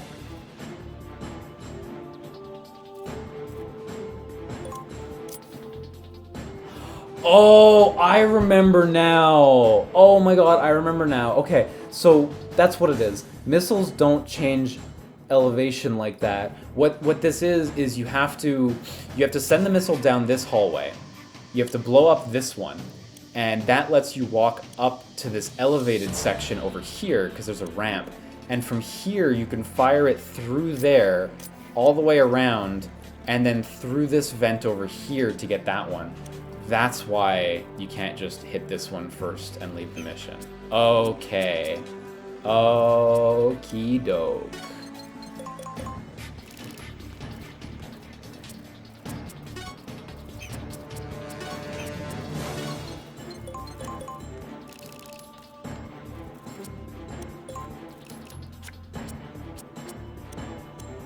Unfortunately, I'm just gonna have to discard cards until I get it.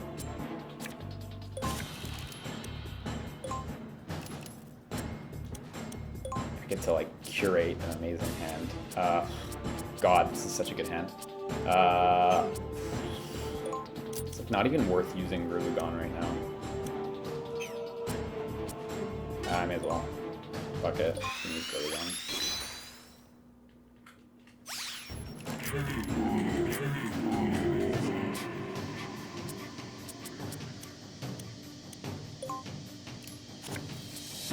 Oh my god. All these soldiers.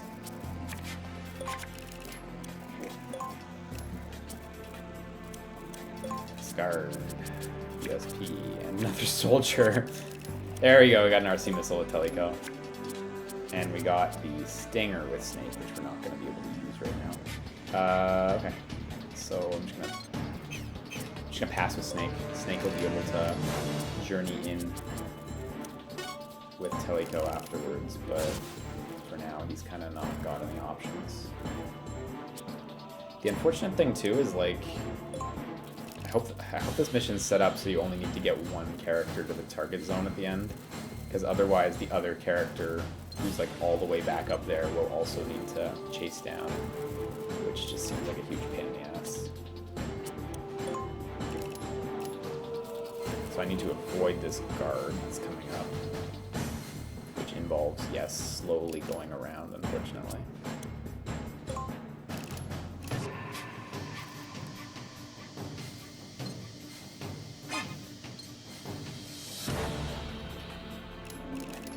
Oh, is he gonna shoot it? Yeah, I don't know why I didn't see that coming. I don't know why I didn't see that coming.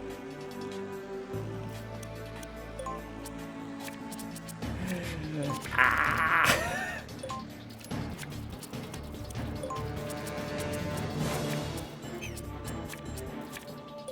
Now I can scream forever. So I basically need to blow him up first. Okay. Get Snake in position, because if he gets a rocket too, then we can at least have 2 rockets going at once.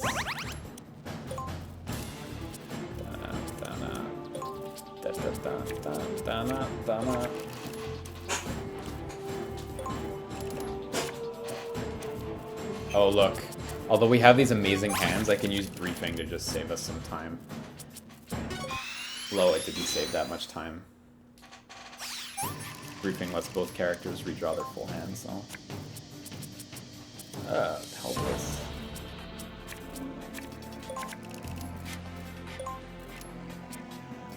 Oh, there we go, got one. Okay, so this is gonna be the one that kills the guard.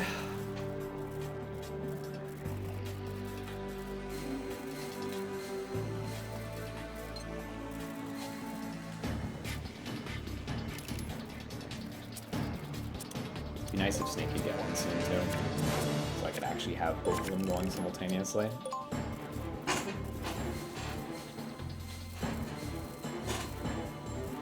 It's a good thing the guard's not like looking for new missiles or anything.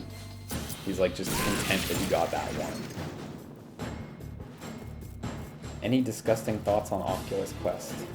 Any disgusting thoughts? I wouldn't say disgusting thoughts. I'm really pumped for it actually. I'm very excited for mine to come in. I believe mine is shipping on the 24th. On the 24th or by the 24th? I can't remember. But I'm really, really pumped. Oh, you're joking. Okay, yeah. No, don't worry. I didn't interpret that as like, do you hate it? I interpreted that as like, I don't know what disgusting thoughts means. No worries. No, I'm quite pumped for it, honestly.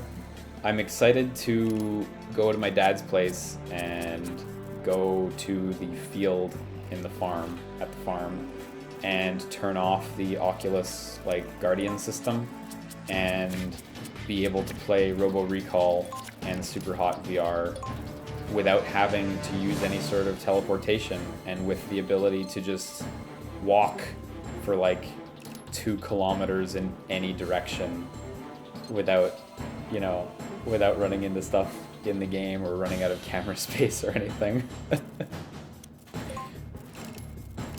Gonna have to do that with my girlfriend. We're gonna have to like take turns to make sure we don't like fall off the fucking cliff, but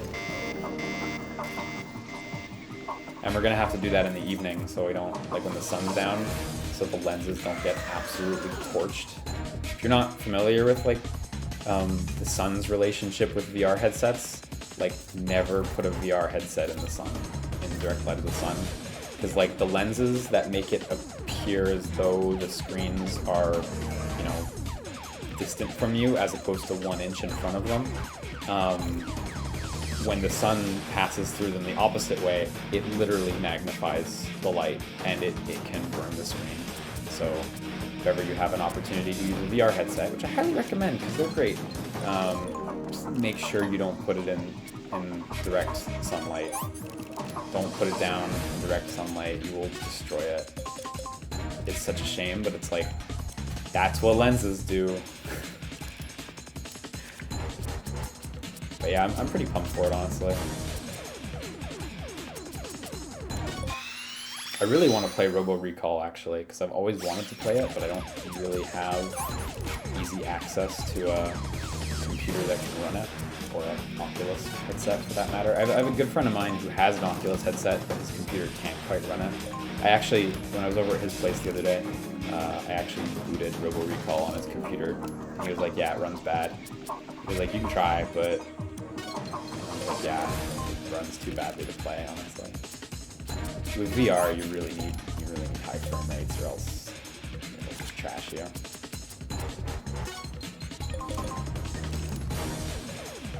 But I'm excited for Robo Recall, and I think the other game I'm really excited for is Star Wars Vader Immortal, which the reviews came in and they actually reviewed quite well. I think the main drawback seems to be that the story isn't incredibly long, or I should say isn't long at all, but apparently it's like really lavishly produced, so.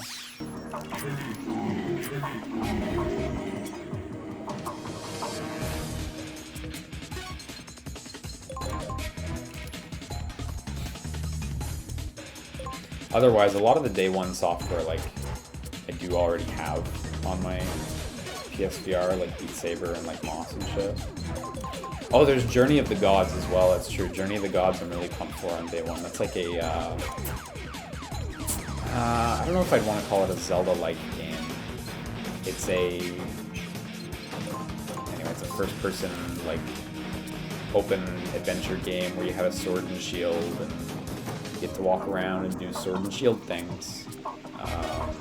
It's by Turtle Rock, who made, like, Evolve and the Left 4 Dead series and such. Their last VR game, The Well, on Gear VR is also really good. If you happen to have a Gear VR, I super recommend The Well. It's like a dungeon RPG, basically, where you like move along a grid in first person and then you fight random encounters. Oh, there's a door here! I didn't even know there was a door here. Shit. Boosters. I'm gonna that's awesome. Wish I had a VR set. It just sucks that there's no #1 standard. Like, if I got them, I'd have to get 2 VR headsets, one for PS4, one for PC. Yeah, I think... Yeah, I mean, that's the nature of exclusives, right? I think, ultimately, like, PSVR is a great choice because... Well, they're all great choices at this point. None of them are bad choices. The only bad choices, I would say, are buying old VR hardware right now. Like buying an earlier model Oculus, you know? The Oculus Rift is great, and the Oculus Rift S depends on who you ask. Some people consider it a total improvement, some people don't like certain tweaks they made. Those are both great. The Vive is still great, the Pimax is absurd, but seemingly good. I hear from those who like it. You know, you got lots of good choices in VR, and ultimately you end up picking on exclusives. More than anything, I think, because they've all the multi-platform games that are great exist across them. I mean, hence the nature, right? So, but I mean, like, there aren't weird, arbitrary ones like Superhot's only on this and this. Like, no, they're on everything. I guess I'll get Snake to go. Snake's already got a missile, so I should get him to go. Just launch the missile over there. Which one would you recommend for a first-timer? PC, I mean, since PS4 obviously can only do one. Can only do one. Oh, right, I see. On PS4, you wouldn't have to choose, is what you mean. I see. I would say probably go for the Rift or Rift S with the touch controllers. And part of that recommendation is also like price consideration. I don't normally take that into account, but these things cost a fucking lot of money. Like, no two ways around it. These are expensive devices. If I were overall to recommend you one and you had a PS4, I would say probably go for PSVR, just because like the price differential is so drastic, right? You get the PSVR sets like rather inexpensively compared to the PC ones, especially because Sony always does a big promotion in summer, specifically I think in June, called Days of Play. And in the last 2 years during Days of Play, I believe they've docked $50 from the PSVR sets, which I think retail for $250. I think it's $250 without the Move controllers, $300 with, but they both come with 2 games, so you're gonna get software either way. If you have a PC, I'd say Oculus with the touch controllers, honestly. I would also say, like, see on Kijiji or eBay or whatever about getting, like, oh, whoops, I meant to move. Might be. See on Kijiji or eBay or whatever about, like, grabbing a used, recent Oculus, not like a, obviously not like an old one or anything, but like, even the non-S, you know, just the vanilla Oculus Rift, the more recent one, you'll have a great experience with that too, so.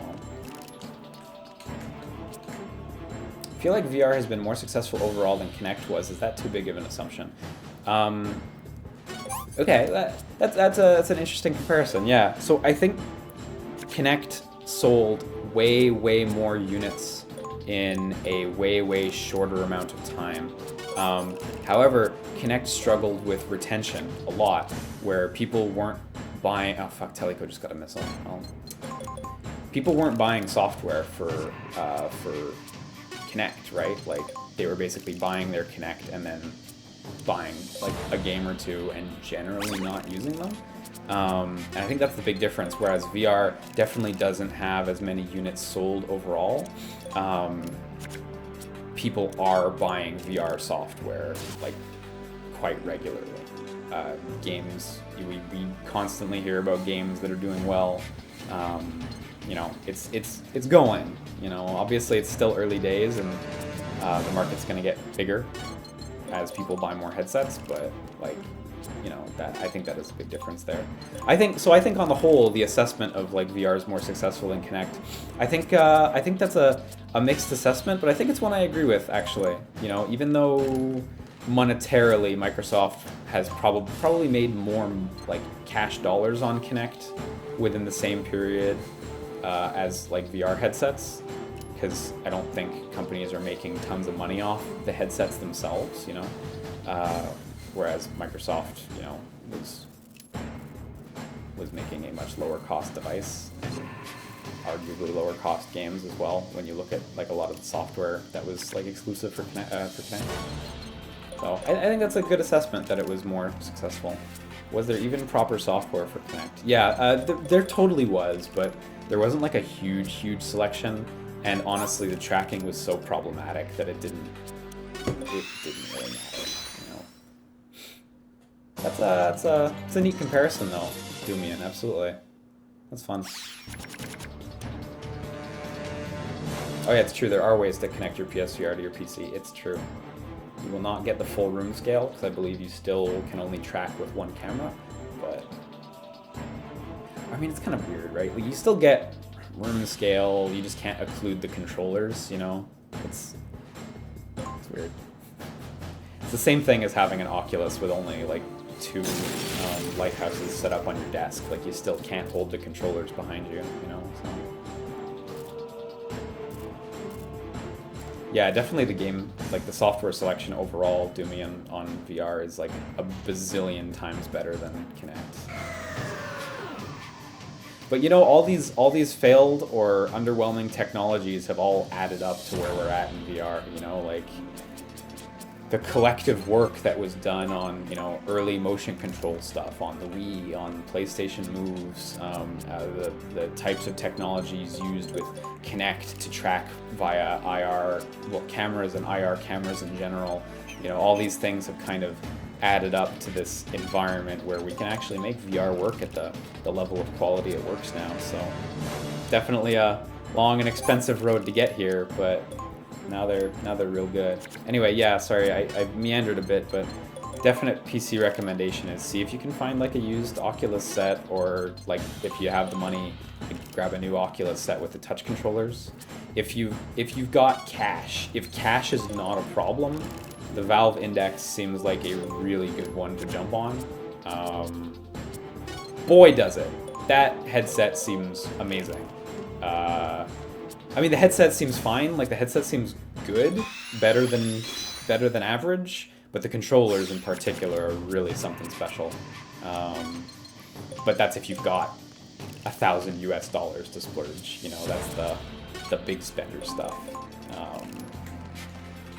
Otherwise, if you have a PS4 and you want one on the cheaps, or I shouldn't say on the cheaps, they're still not cheap, but PSVR is like relatively affordable as far as VR platforms go. Especially, I mentioned before the Sony's Days of Play thing they do in summer, which they should be doing again this year. You should be able to get one for $50 off, $250 or $299 tags. So yeah, it's $1,000 the Valve Index. You get it's the headset and the tracking like lighthouses and brackets to set them up on your walls or your ceiling if that's what you want to do. And you get the 2 new controllers, which are really awesome. Like, you do get a lot in the box. And if I'm not mistaken, it's free shipping and that's tax included. But it's still a hefty price tag, no question.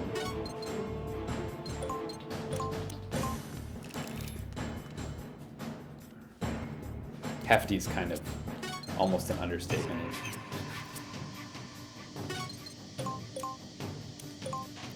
Someone asked before, I saw saw it fly by in the chat, how much is the Oculus Quest? It's, oh my god, I think I'm thinking of the Canadian prices. Let me actually check for you guys, because I know most of you guys are American. So, yeah, I am thinking of the Canadian prices.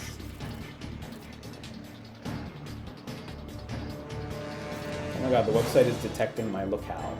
In Canada, it's $550 for the 64 gig unit and $700 for the 128 gig unit, which is like, yeah, fuck that. In the States, I think it's $350.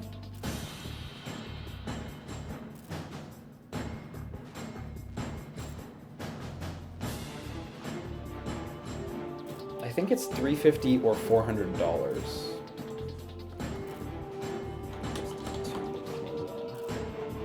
Yeah, it's $400 US for the 64 gig. I don't remember how much for the 128. So that's not cheap either. Not at all. But, I mean, the plus side of the Quest is you don't need a PS4 or a PC. You know, I think that's the thing that makes that one relatively more affordable. It's nice that as of the Quest, even if it's expensive, like, as of that launch, there's finally going to be a great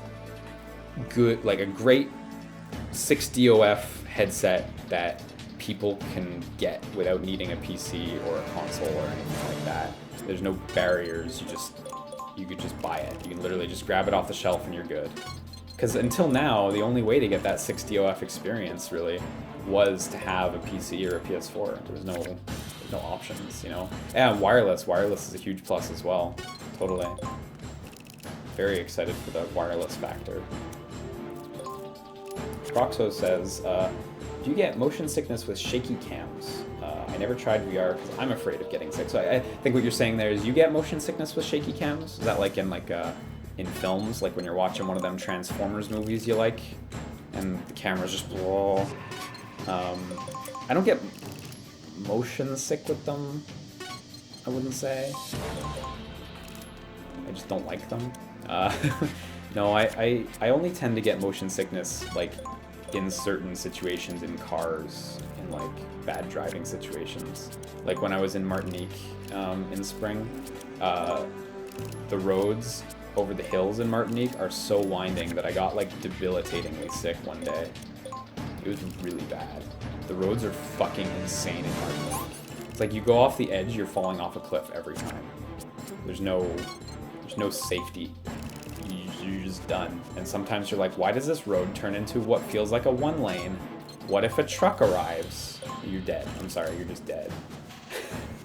No, I don't get motion sickness, but I do think if you are interested in trying VR, trying the right game is an important thing to do to kind of keep that motion sickness down. I know this sounds a bit odd, but this is just how VR is. If you look it up, people have written guides on like how to get acclimated to VR, how to get your VR legs, so to speak, which is of course derived from like the concept of sea legs, it's like sailors getting sick. And generally, like people recommend like, look, if you're new to VR, like play a seated game first, something that's designed for you to just sit and look into the world, something like Moss or Astrobot. Actually, not even Astrobot. The camera moves an Astrobot. Anyway, something like Moss or, I mean, fuck it, Astrobot, why not? I don't care, throw up. But like play something seated. Oh, I forgot to plug my PSP into the wall. Oh my god. Don't worry, it's not dead, it's just asleep, but let me... The cable is literally right, like, it's literally here. It's just not plugged in. Why did I do this? But like, play some seated games first, and kind of just get used to the idea of being able to move your head and your hands, depending on which game you're playing. And then once you've played some of them, like, you can move up to stuff like Job Simulator, Vacation Simulator, Super Hot VR. It's not really about the speed of the game, it's about the context and like the movement of your body. Like seated games, obviously, you don't even have to get your legs involved. It's really just head and maybe hands, and you're just sitting in one place. And then like you move to standing games where you kind of move a little bit. The really uncomfortable stuff is like Resident Evil 7 with like smooth controls, like I was playing it, where you're like actually artificially locomoting. You're using a stick to move your camera. That's the stuff that really gets people most of the time. So if you're worried about getting sick in VR, I'd it's valid because people do, but I would say if you pick the right games to start with, you can avoid that. Obviously, it's going to vary from person to person. I'm sure some people are going to get sick no matter what. But boy, look at this room. Holy shit.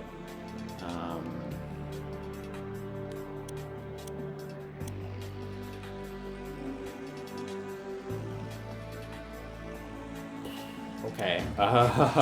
So there's like laser traps because fuck you. There's a big laser trap over here. There's all these explosives clearly set up so you could just blast these two soldiers. These two soldiers are actually really weak. They have 100 life and they have guns equipped, no evasion capabilities.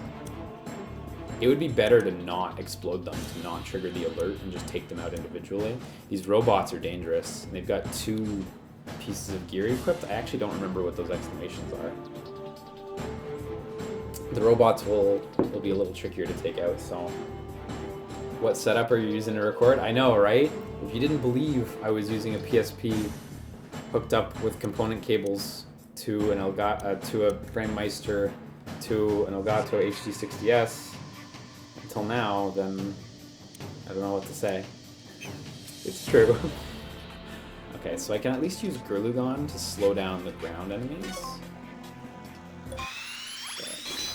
Oh, What's PH actually makes a great suggestion. He says, you could maybe also try looking up if there are some VR tryout stations in the city. Yeah, a lot of companies, especially around like holidays and stuff, like Oculus and PlayStation, they'll have like setups in malls, have like websites where you can see where they're at. But also there are companies like, there was one in Montreal called Mon VR, where you could go and you could like rent a VR station for a certain amount of time. And it's literally just, there's like a super powered computer and they have a Steam account with a bunch of games, and enjoy yourself, you know, you got a nice little area to play with. So there's some places you can head to if you're curious about that. I highly encourage it though. It's to me, it's a very exciting field in video games right now. I think it's the most exciting area in video games right now to me. Can I use the stinger from this range? Oh my god, I can. Yeah, fuck it, let's go. So you're just gonna go? Whoa!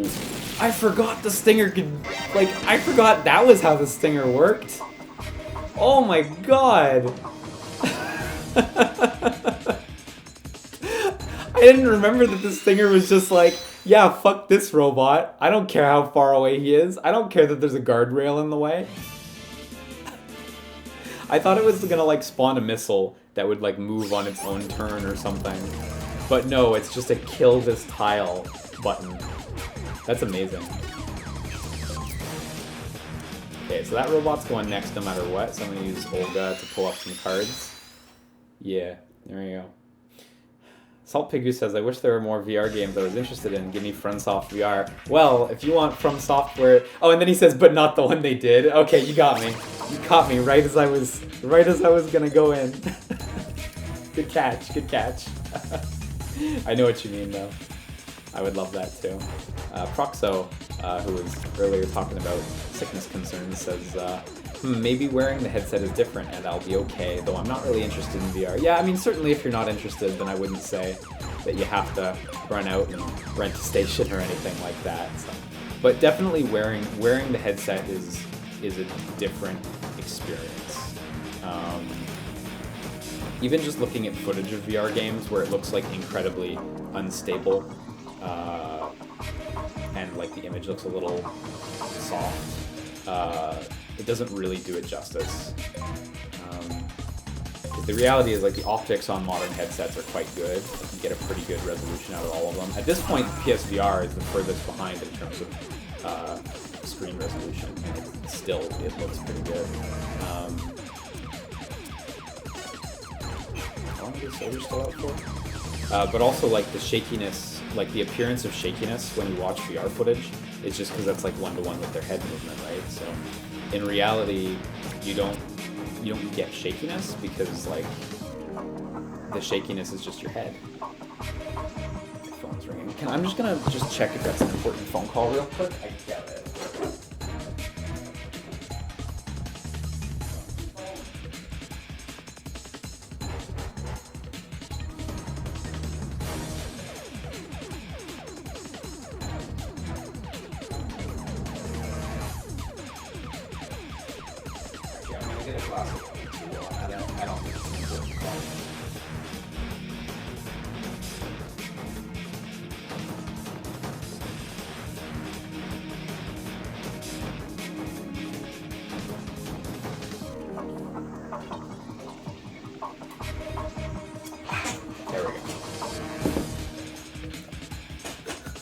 Liam left post swears. No!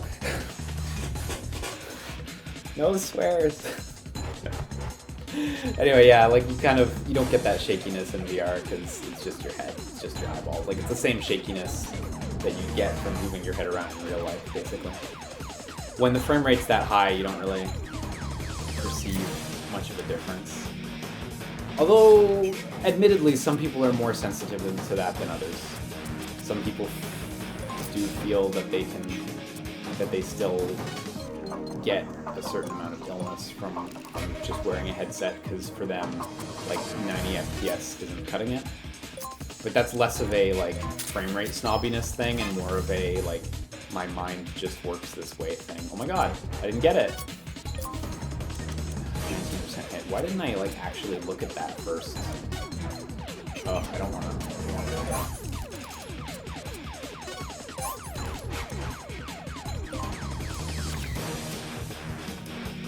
Kind of. Oh yeah, will you stream the Mario Maker 2 Direct? I'm thinking I might. I'm gonna have to look at the calendar and stuff, but I'm thinking I may do that. So, on the topic of Nintendo Labo, Nintendo Joe says, I heard Breath of the Wild VR was the most by-the-numbers, minimal effort thing ever. Who did it? Not Nintendo, I assume. See, I imagine it was Nintendo, because it's really just a patch to Breath of the Wild, right? Like, it's not its own piece of software at all. So I imagine, like, they just did that. Yeah, it's not very good, honestly. I don't think it's a very good VR mode at all. I still haven't built my Nintendo Labo because I'm still waiting to do it with my girlfriend when it happens, which hasn't been happening because when she plays games, she just wants to play Sekiro. But we'll do it one day. I'm gonna get shot here, which is okay. Oh, but cost plus, it's true. But I did hook up the Switch to PSVR, which you can do because it just works that way. And I played the Breath of the Wild VR experience. I played the Breath of the Wild VR experience using the PSVR. And yeah, I gotta say, it's not great. I did not think it was enjoyable, honestly. Usually I'm like pretty forgiving, so I really didn't like it. It's like, you know how the camera controls in Breath of the Wild? Well, it's the same thing. It's just like that. So you have like you're orbiting Link, and the right stick orbits the camera around Link, and it's like it just really feels bad in VR. It really doesn't feel right. Some people really like it. I absolutely do not. But it just really feels awful. I still haven't played the Mario Odyssey one, but even just looking at the screenshots, the Odyssey one looks so much better, where it's just like you're on a stationary point and you platform Mario around you, like more like Astrobot, and you can like warp to different spots on the map. Even though it's only 3 levels, like that seems dramatically better than the Zelda one. The Zelda one is not at all what it needs to be. I mean, what it needs to be. I mean, what does it need to be? Anything? I don't know, but it's not very good. I honestly like could hardly even recommend it. Like, if someone told me that like they had deleted Zelda from their Switch and they have like very limited bandwidth every month, like you got like a 20 gig data cap, I would say don't even bother re-downloading Zelda. Like, it's not, yeah.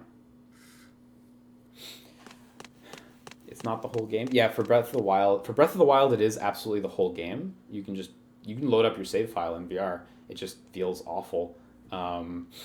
Mario Odyssey, yeah, it's not the whole game. It's 3 new, unique levels. I think it's 3. I believe they unlock as you get through the main game, but if you've already finished the main game, you'll have all 3 unlocked. Again, I haven't actually played those ones yet, so.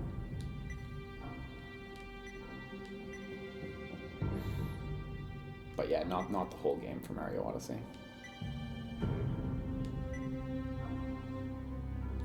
It'd be impressive if they had like been able to do that, but it would be like they'd have to have fixed camera locations all over the point. It's really not designed for it. It would be a mess. That was a cool camera angle down there. Okay, so now we split up.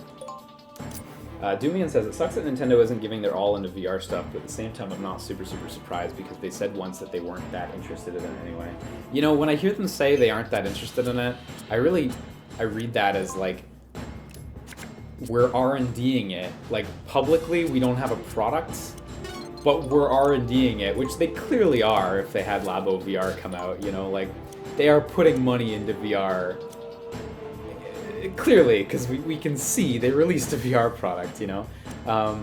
So when I hear them say they're not interested, it comes off to me as like a bit odd, and I read it more as like, yeah, we don't have a real consumer solution coming. Because the reality is, like, especially once even when I was playing it on the PSVR with the slightly better optics, I was like, yeah, this is not at all comparable to the type of experience you would get using any like high-end VR headset, PSVR. It's very, very. I mean, it's cardboard, right? Not that cardboard has anything to do with it, but jokes. It's not at all like a real quote unquote. I shouldn't say real VR headset or whatever. It's not what you want from like a 6DOF headset. In fact, it doesn't support 6DOF. So, for anyone who's not familiar with DOF, the term degrees of freedom is what it stands for. There's 3DOF and 6DOF are kind of the two measures. 3DOF is when like you only have head movement in the sense that you have roll. I forget which one's which. Roll, pitch, and yaw. So you can rotate and spin your head, but you can't translate the camera's position in 3D space. That is to say that like you can look around, but if you move your head a foot to the left, it will not move to the left correspondingly in the game. You know, it doesn't have any tracking system like a camera pointing at you like every other headset does to tell it like, oh, your head just moved left.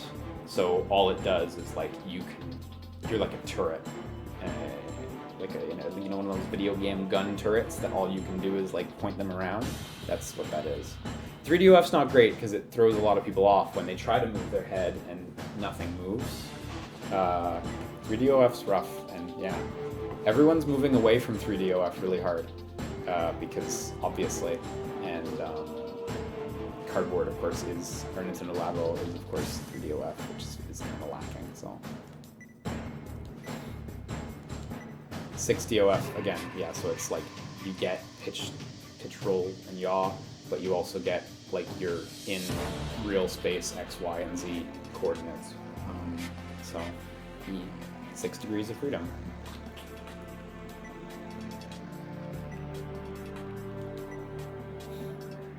Metal Gear developed here as a nuclear attack system with all the necessary elements wrapped up in a pretty package. Walk-based mobility even allows it to get to those hard-to-reach places. On top of that, it's easily concealed. I'm sure a great many countries are dying to get their paws on it. Almost like Metal Gear. Built for commerce. A tool for fomenting worldwide conflict.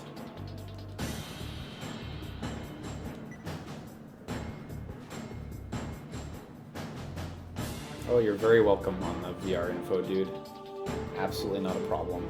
I like VR a lot, so I'll ramble forever.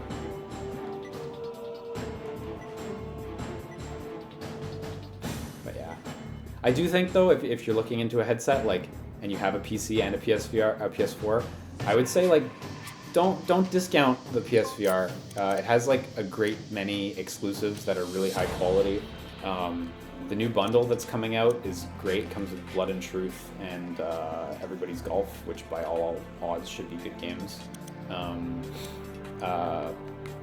And also, if they do their regular Days of Play sale this year, it should only be $250 with the Move controllers as well. So I would say don't discount that one, especially because in the future, I imagine like PlayStation's next headset will also be, will also have like full room tracking and not the very limited tracking that they use now. So if you want to save money in the now and then buy like a better headset when we got the Gen 2 ones coming. Because I would say Vive Index is like the first real second generation headset we're getting. And unless you've got $1,000 to spend. When do the E3 sales start happening usually? Week before / week of, for like PSN and stuff. For Sony's Day of Play thing, let me check. PlayStation Days of Play 2018. These old right here. Days of Play 2018 was 11 days long. PlayStation blog posted it May 29th, 2018. And yeah, PSVR bundles were down $50. So it should be soon. They've been doing it for many years, so let's see what.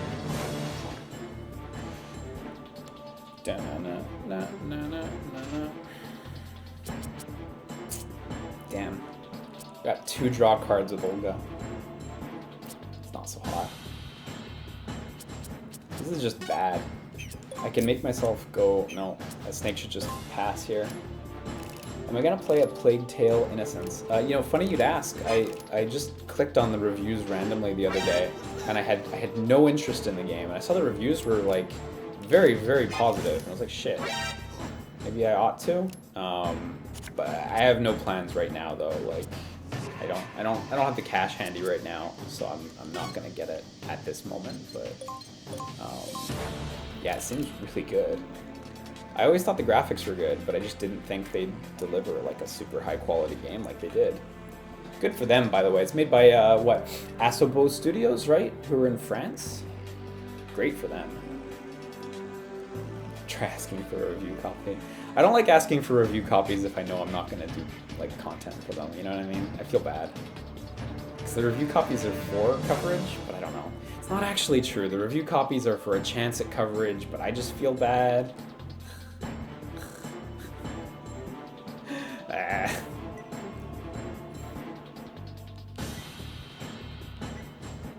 Hans Davis is nowhere to be found. Is he? If his true name and identity were revealed, he would be destroyed. Hans Davis has to be a high-ranking official with a reputation to uphold. Awkward. Is Asobo the guys who made Fuse? I thought they made... Because they've made... If I'm not mistaken, Focus published Fuse, right? But I think Asobo... They made a couple games for Microsoft's HoloLens. They worked with Xbox to make the... that what's it called? That, like, animal zoo, like, park sim. Pretty sure Asobo's made a bunch of other stuff before. Oh, excuse me. Oh, Fuel, that's the one you meant. Did they make Fuel? Shit. Wait, if they didn't make Fuse... Right, Fuse is the EA Insomniac one, right? So I'm thinking of... What's the one that's not the Mechromancer? It's the other Souls-like one that was on PS Plus recently. Shit, that game's not called Fuse, you're right. What is that game called? I don't remember what that game's called.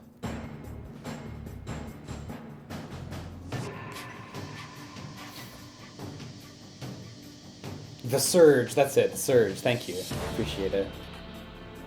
Shit, yeah, because Focus published Surge, right? Or was that 505? God, all these little publishers. I can never remember. All these little European publishers.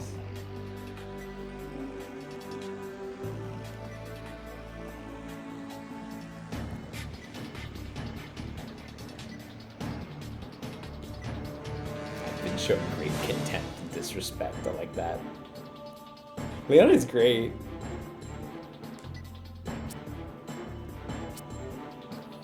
Okay, so Teleco could use a missile, but it would be stuck at this elevation. I could theoretically go and hit this guard, but I'd set off an alert, so...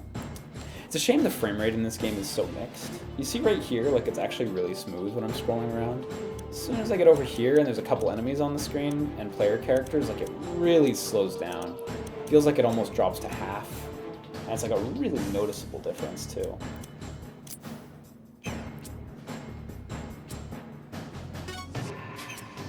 Oh yeah, can I use this Famous to help Snake out here? I could potentially kill this guy. I only need 3 hits, and then Snake only has to worry about the other dude. 2, 3. 3? There we go. Whew.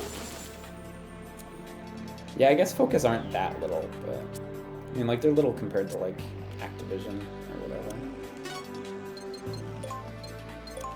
So I need to hit that switch with Snake before Teleco can progress, but... Okay, now Snake's got a Famous, so he should be able to take out this guard unless I get unlucky. Teleco needs a new hand, so briefing would be good to use in general. Okay, this is actually a good position to use the fan mouse from.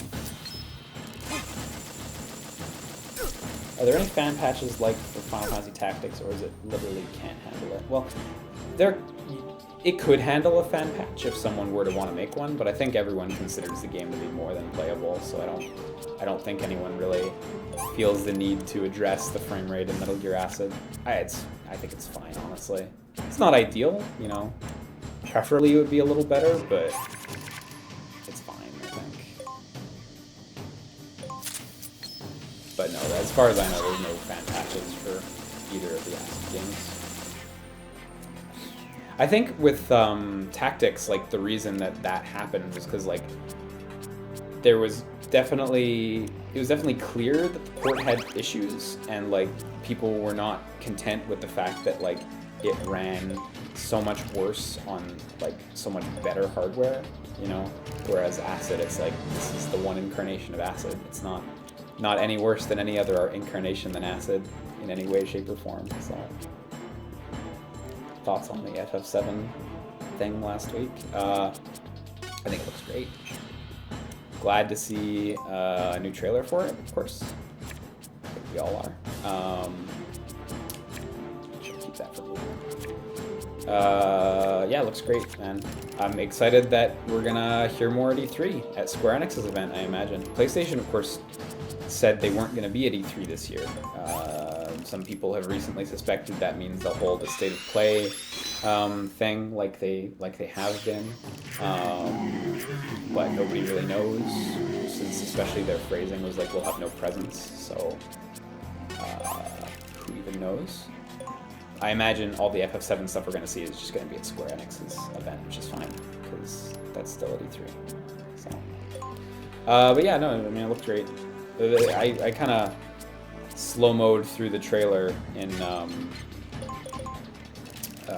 during our stream of it. Oops. And like there wasn't a whole lot to talk about except just like really adding a huge level of detail to these environments was like wildly elaborate, and I was impressed. But yeah, it looks great. So, should I hang on to the FAMAS? Why not? FAMAS.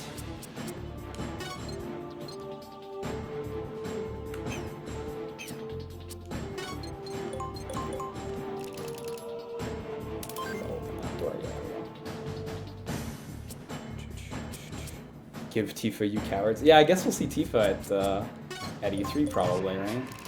That makes sense. Oh shit, I gotta stay in front of it. Well, okay, I guess I'll just waste a gun. It's fine. Do you think splitting FF7 Remake into 3 discs is that a necessity or more of a money grab? So, I mean, I guess we'll see how many they split it into, right? I don't think we actually know. I mean, I doubt it's just 2. If I had to put money on it, I would say 3 as well. But could be many more. Do I think it's out of necessity or more of a money grab?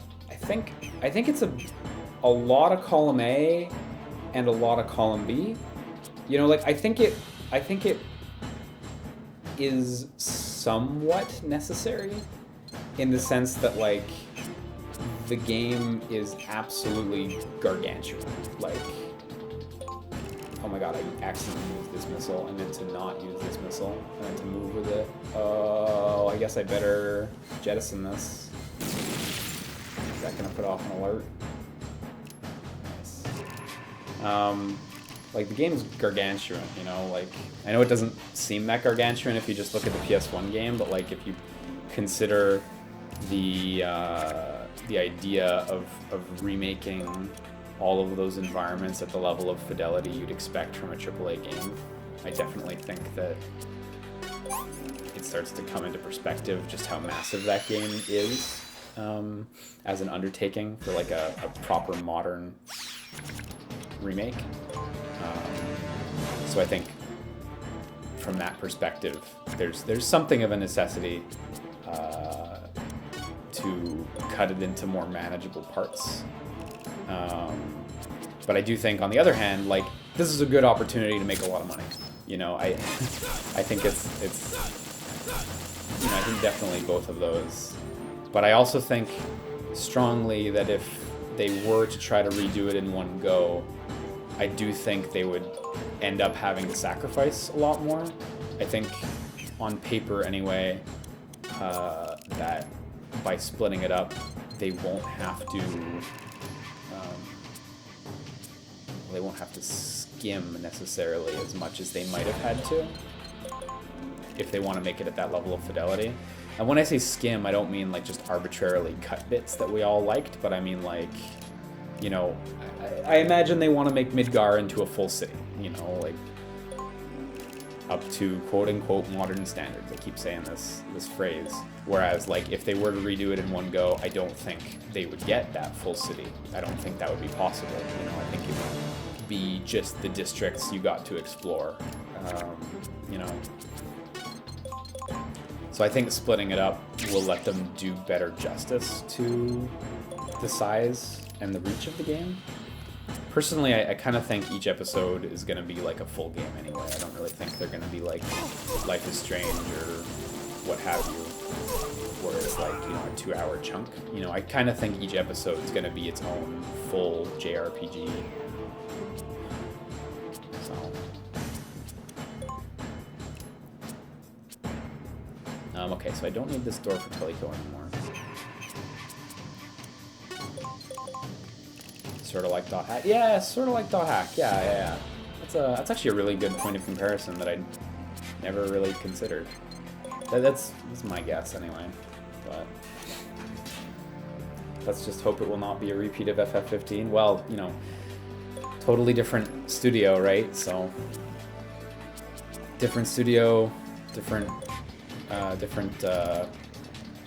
engine, different staff.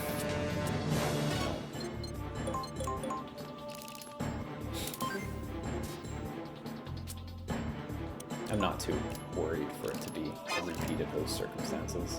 I think FF15, well, versus 1315's circumstances were very, very unique.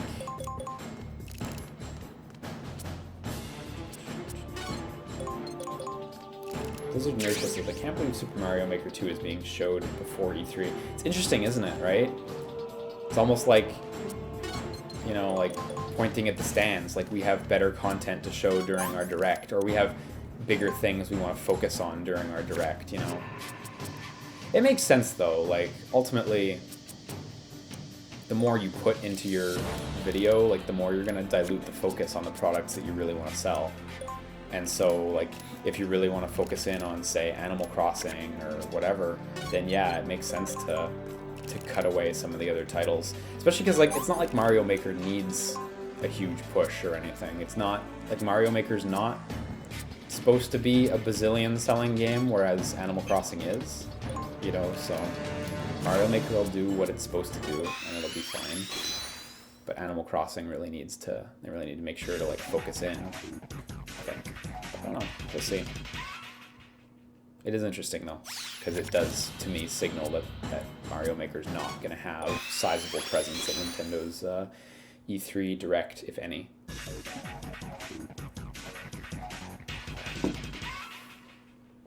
Is Animal Crossing basically Nintendo's Sims? I guess there's some points of comparison there.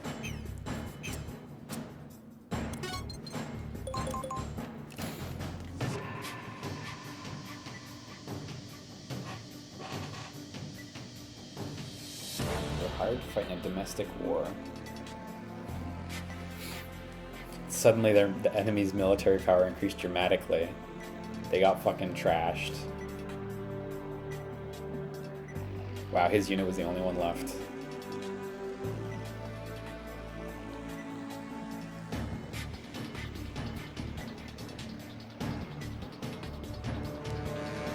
They were hired by Beagle, yeah.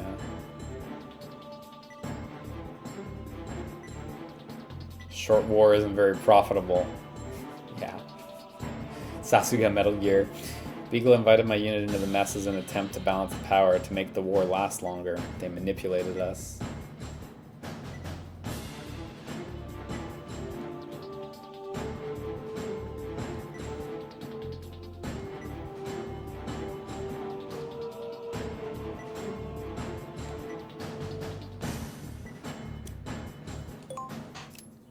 The illustration's done by the same lady who did the MGS digital comic. Yeah, that's...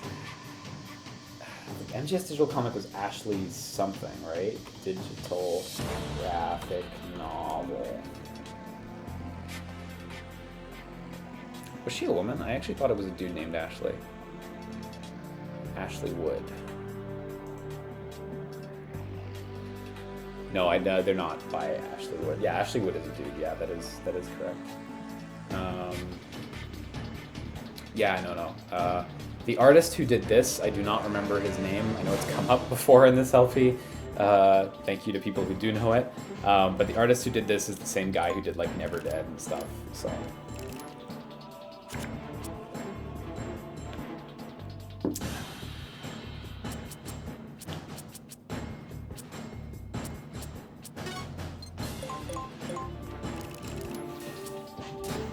Oh yeah, no worries, dude.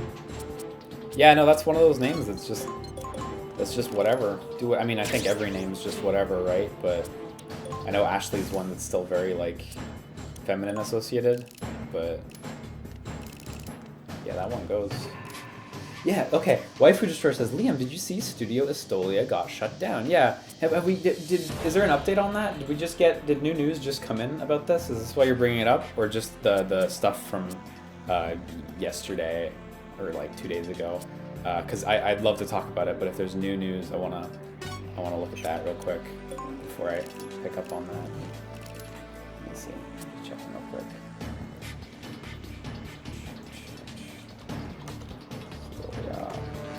Because I did see the original news, and fucking bummer, right? Like, okay, no, yeah, it seems like just the stuff that we already knew. Okay, nothing new. So yeah, like Square Enix hired Hideo Baba, the guy who was like in charge of the Tales games at Bandai Namco, and they made a new studio called Studio Estolia, and Studio Estolia was set to make a game that was codenamed Project Prelude Rune, and we saw a teaser for it, I think at TGS last year. I can't recall. We saw a teaser for it somewhere. That teaser is still absolutely online.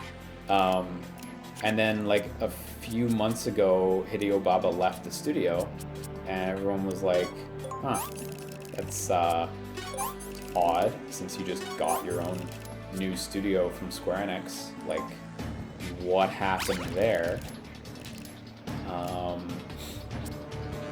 And then the other day, the website for Studio Estolia went down, and I believe also their Twitter account went down, just vanished. And yeah. Oh shit, did Square Enix just confirm? For real? Oh, almost.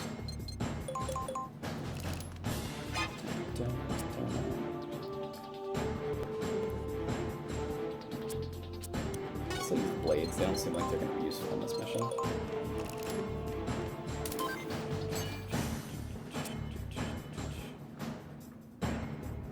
Anyway, yeah. So that sucks. I think that's a huge bummer. I don't know. I have no idea what went down there. I don't even, like, I have a hard time even, like, making guesses that I think are logical or reasonable. Because Hideo Baba, like, kind of got a new studio. They built a studio, quote-unquote, for him. And he was, invited externally, he was invited, not externally. He was, hired from the outside straight into the position of being in charge of the studio and, getting to make his own new thing. And then he left, and a short while later, this stuff happened. So it does make me wonder, first and foremost, if they tried to continue without him, which is why we didn't hear about, which is why this stuff didn't really happen until just recently. Although I suspect that we only know about this stuff now anyway because of the website and Twitter shutting down anyhow, so they might not have announced it. Like, it's very possible the game has been dead since he left, which was a little while ago actually, but we weren't really aware of it until this stuff happened. But it makes me wonder if they did try to continue, without him for a period. Nonetheless, it does just strike me as odd. I have no idea. Like, I have no idea. I can only wildly guess.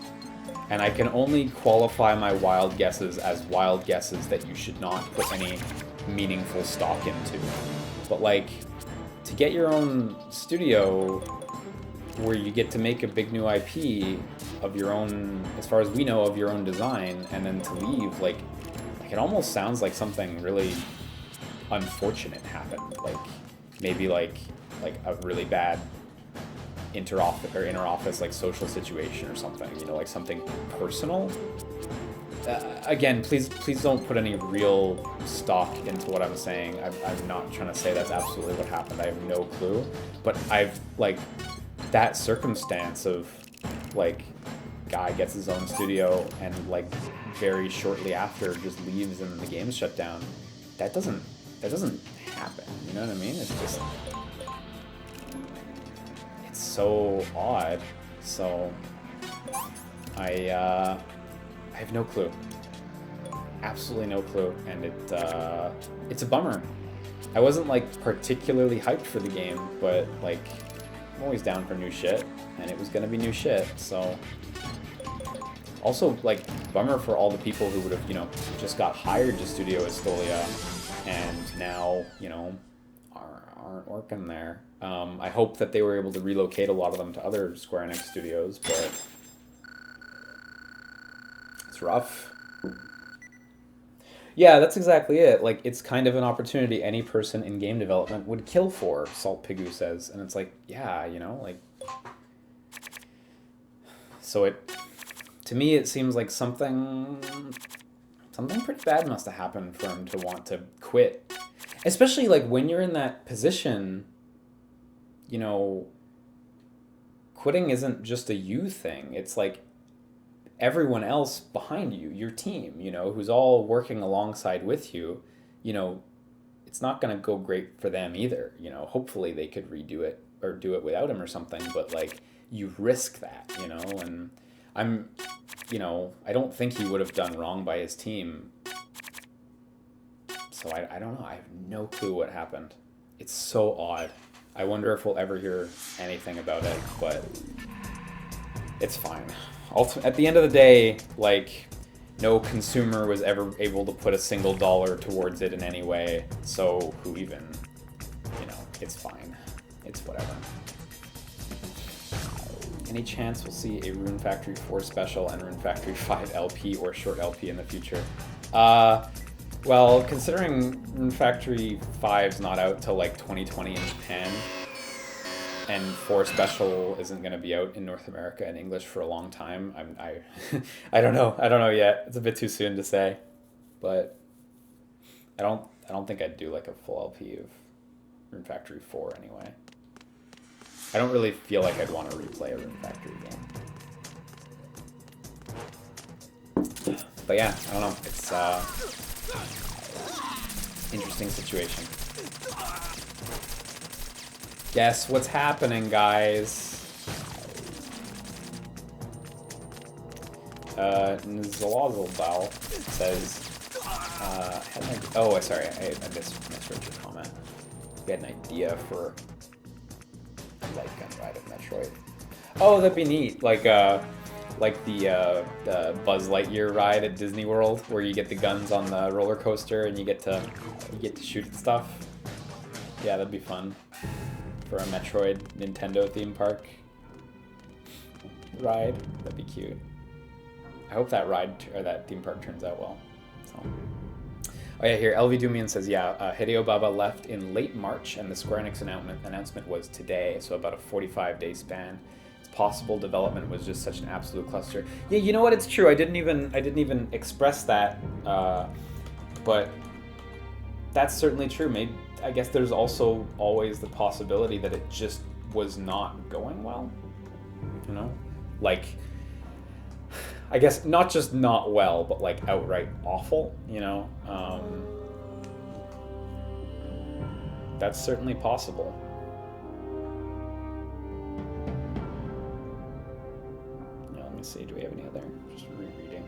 information to see if we have any other. Yeah, not really. Yeah, Square Enix has removed the trailer from its official stuff too, so I mean it's still up inside in Sony's TGS stuff, but hey, that's fine.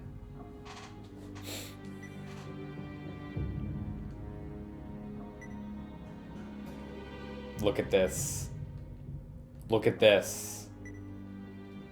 Number 16 was very disappointed that you couldn't even kill 2 people.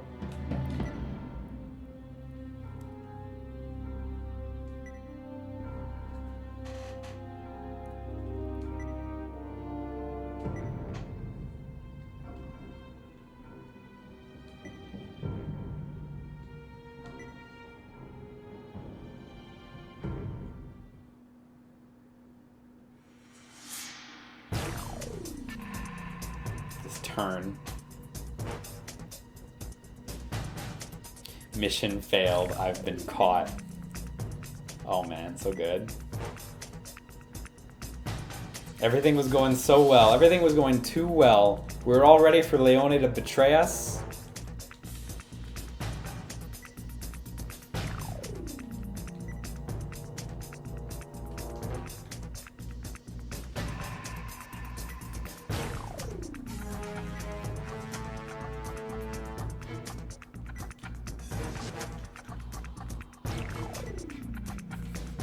We all thought Leone had the commitment of Pro Jared, but he in fact has the commitment of someone who wouldn't cheat on his wife.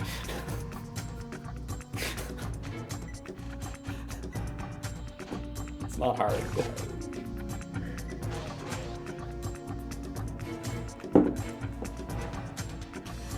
Man, Fleming just going in. This isn't my fault, it's all his fault. It's all Han's doing.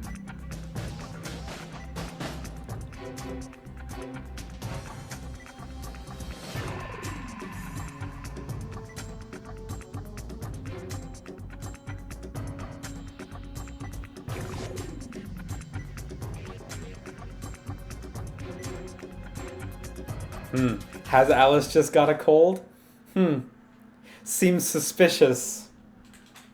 At this point in the game, like, literally everyone is incredibly suspicious. It's awesome. That's something I remember liking about this story. Is, like, you really get to a position where you feel like none of the characters can truly trust each other. So, I think that's really cool. We didn't get the new booster pack. I thought that was coming. I think it's coming, still. Do you guys mind, real quick, if I just look up how lengthy this next mission is? Because if this is another mission of this length, which I think it is, I think I'm actually going to wrap up. Because as much as I love this game, like, it's a lot playing, like, these really long missions back to back now that we're at this point in the game. Definitely, I had kind of forgotten about this aspect of Metal Gear Solid, or Metal Gear Acid, where, like, at the beginning of the game, there's a lot of, like, shorter, quicker missions that are, like, single maps and stuff. Of course, you only have one character. But as you get later into the game, like, hoo boy, these missions become, like, these big multi-part things. So we did mountains, we did stage 13 power plant. I like this game facts walkthrough. Even with the PSG ones, it's hard to get out of here undetected because the guards are so close together. Yeah, no kidding. That seemed like a stealth nightmare. Nikita missiles, don't bother. Final stretch, you need to split up. Yeah, okay. So stage 13, power plant 2. Okay, yeah, so it's just in basically inverted stage. Okay. Okay, cool. And we're getting there though. We're getting there. Okay, I think I'm gonna wrap up then after that, since we're getting to a big mission. Fatman Sam in the chat says hardest mission in the game, I think. And yeah, the guide also said this one's the hard one. So, whew. If I remember right, part of this mission is that it's dark, like the power's out in the facility. Because the only reason I remember this at all, because I certainly didn't remember it 20 minutes ago, is because I've remembered since the beginning of the game that there is a use for the thermal goggles, but I could not remember when the fuck it was. And now that the lights are out, I'm assuming this is the thermal goggle mission. Where we're gonna want to have thermal goggles so we can actually fucking see. because it's bad otherwise. Because of course, if I remember correctly, not being able to see also means you can't shoot, so.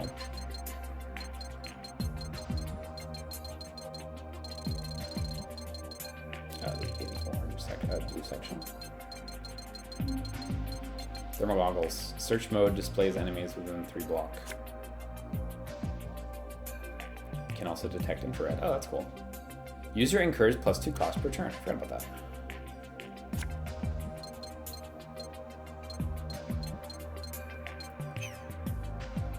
How do you enter cheat codes, by the way? We should do that. Can you enter cheat codes before you finish the game? I don't think you can. I think cheat codes are only after you finish the game.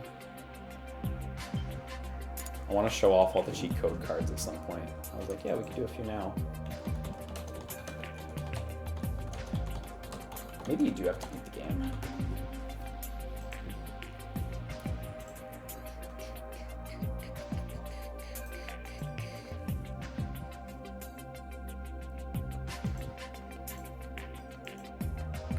The main menu, select password and enter the following passwords. Oh, maybe I have to actually go back to the main menu. Titles? Password's certainly not right here. Maybe it's back a menu. Or maybe I do indeed have to unlock it. Let's return to title screen and see if it might be accessible from there, but otherwise we may have to finish the game before we can enter cheat codes. Watch some good videos. There it is, the password.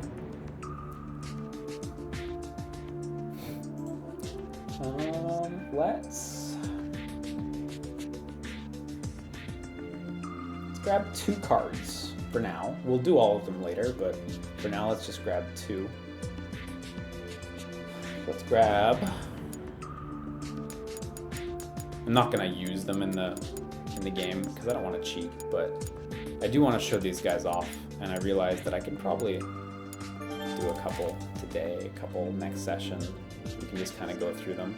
We got Jehu-T. You may have heard of Jehu-T before. And then, let's see. Do I have good taste?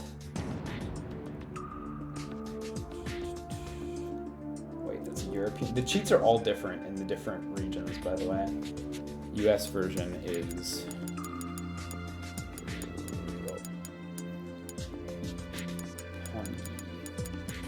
It's interesting that they changed the cheats for each region. There you go, we got Eri Shibuya as well.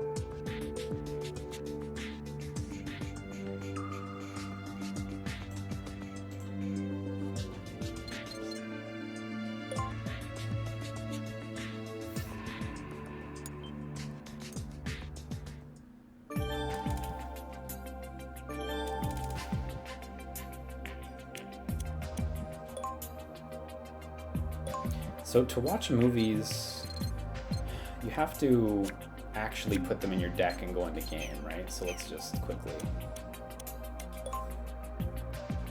add Eri Shibuya's to his deck and add Jehu-T's to hers. Sets all equip, returns all players' equipment to its original setting. Is that good? Is that good? Like, is that worth using ever? All equipped to default stats. I have no fucking clue what that is. I have no fucking clue what that is. Returns them to default stats. Like, does it unequip everything? That doesn't seem right. Would that remove, like, nerfs and buffs on your equipment? Because that can happen.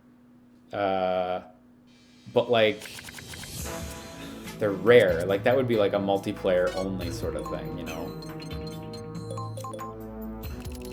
God, this map feels so compact compared to where we were at before.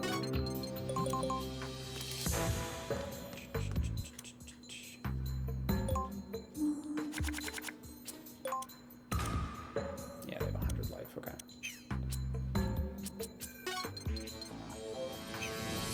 I believe there are also mines in this stage, but I don't have the mine detector, so Whatever, man. Oh, is that a mine? Yeah. Ah, it's okay. Nobody can hear.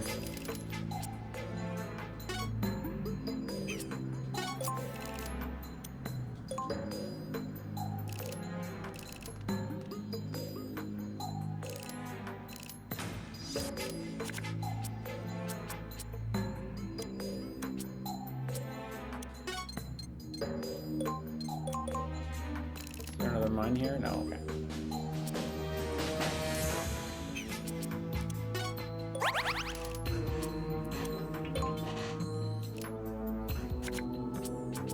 Ooh, didn't get a gun. So I could use spin kick, but it's gonna hit Teleco as well, which is not great.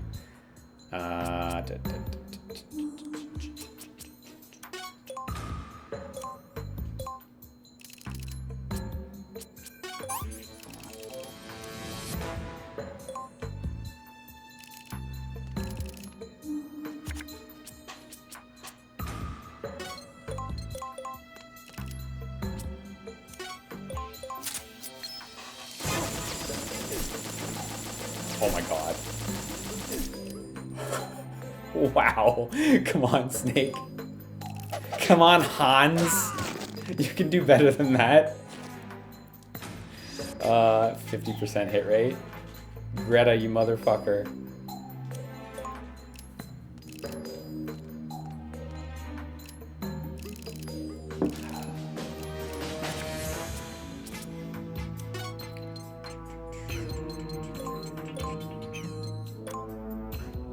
You actually can't push yourself up against the other. It's fine. Her ankles are doing great today. Teleco never skips leg day.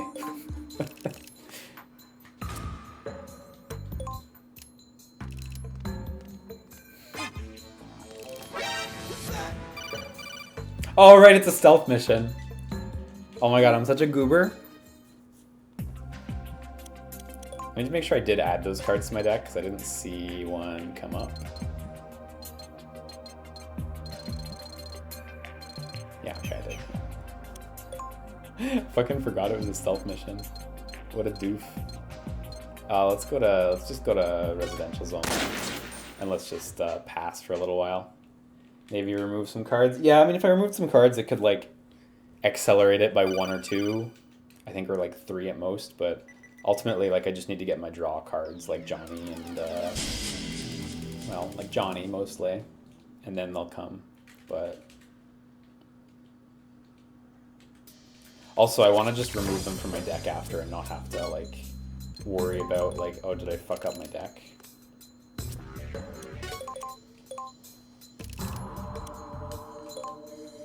I could just stand and discard, honestly.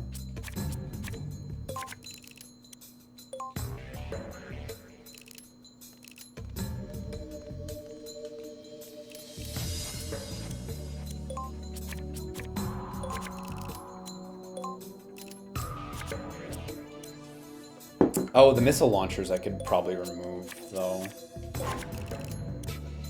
Maybe I should keep them for a bit. They're appealing. The Stinger is particularly appealing since I totally forgot that it just zooms to wherever you point it. Actually, I'll use Gurlugon just so the enemies get stalled a little bit. Just so they have less turns while I'm like looking for these cards.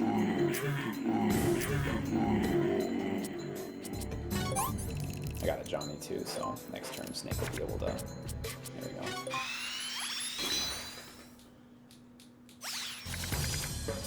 Jesus.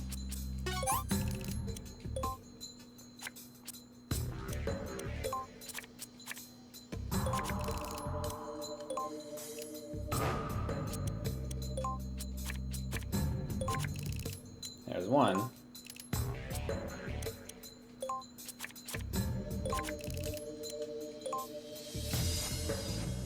So JUT. So it's all equipped to default status. All players' equipment to its original settings. What the fuck does that do? Maybe I should wait until I get an equip card. Which shouldn't take long because she has like a ton in her deck, but like Maybe I should equip something first. There we go. Next turn activities then. So equip. Okay, here we go. This is our experiment. This is perfect. So right now we have an equip card. I'm gonna put critical shot on it. So now it's got critical shot as well. I don't know what the fuck JUT does.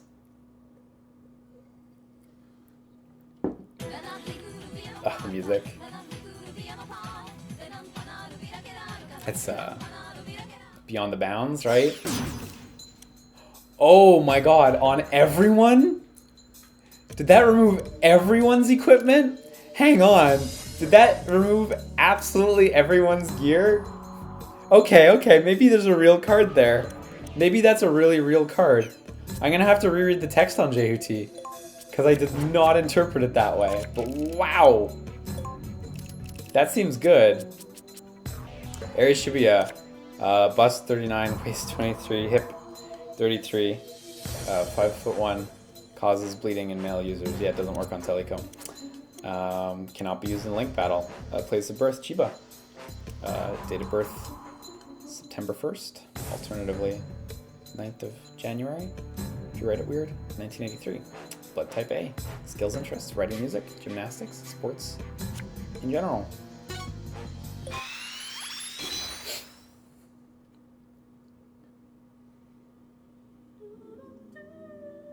Yeah, well, that's, yeah.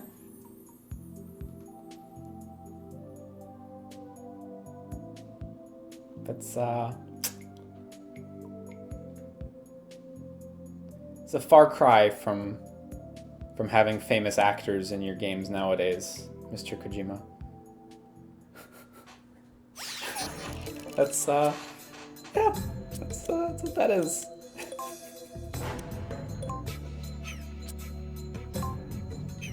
There are like 4 or 5 of these things. And we're gonna use all of them. So all of them are unlocked via cheat as well. There's no way to get them through gameplay.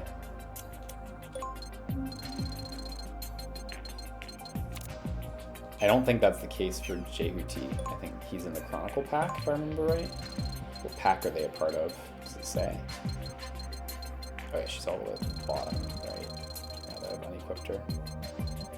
I don't know, it lists her as Chronicle as well. I don't think you can get in the Chronicle pack. Maybe you can't get JUT either, so.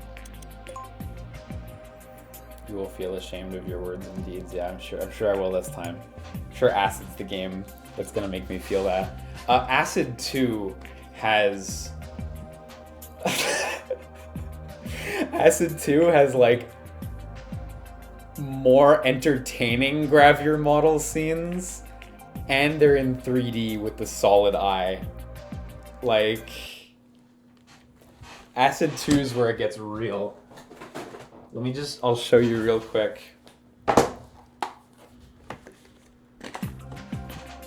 So of course, you're meant to use the solid eye, which I won't be able to use because there's no video coming out of my PSP screen right now. Whoops.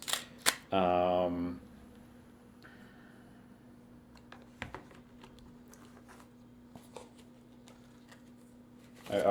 know I like never shut up about it, so you all probably know exactly what this is. But the solid eye is this. It comes behind the manual in the case for your game. It is the Toby Dacid solid eye. So you fold it open and you take the piece of cardboard out and you put it in its little slot, which is right this way? Yeah, this way. Right here and right there. Bam. Bam. There we are. Beautiful. And then you got this here. Don't attach the solid eye yet. Wait until instructed before attaching the solid eye. And then you would, I'm sorry, the way my camera set up is making this hard. You got your eyeballs go there, and you would slide your PSP in the back here. And it would give you get to play the game in 3D, straight up. And it works. And it's neat. I don't know if it's great, but It's neat.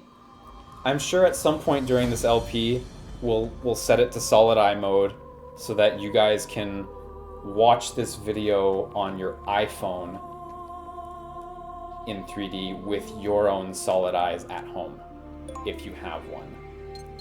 Oh yeah, the subsistence link as well, that's true.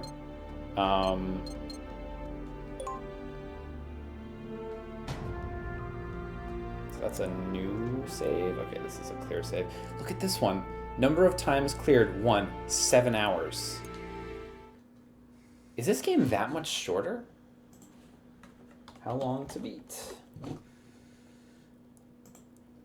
I did not remember that it was that much shorter. Acid. Man, listen to this music. It's so good. Yeah, how long to beat has it clocked a lot shorter as well, though it has it clocked at 14 hours. Oh my god, it sounds so good. Solid eye theater. Attach the solid eye. So everything's displayed twice now because 3D, obviously. And there's like a bunch of videos for the solid eye theater. Some of them are like just miscellaneous as well. Just like, this is a box. This is from the box card.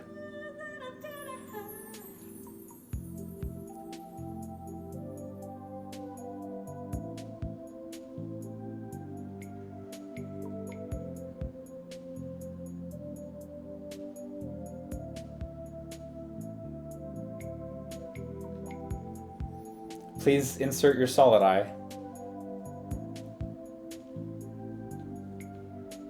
Yeah, you could load the stream on your VR headset on your PC. It would work great. This is for the serum card. Some of these videos are just tagged to random cards. Oh yeah, for serum, this one makes sense. So it is this scene, and it is in 3D. It's neat, actually.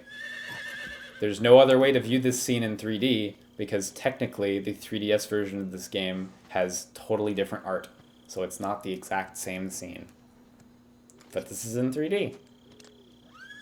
You can actually see that Snake's angle is off a little bit. So there's a whole bevy of scenes. They only really do MGS3 because that was the one that was like in development at the time, basically. So yes, there's no MGS2 or MGS1 stuff in the solid eye theater.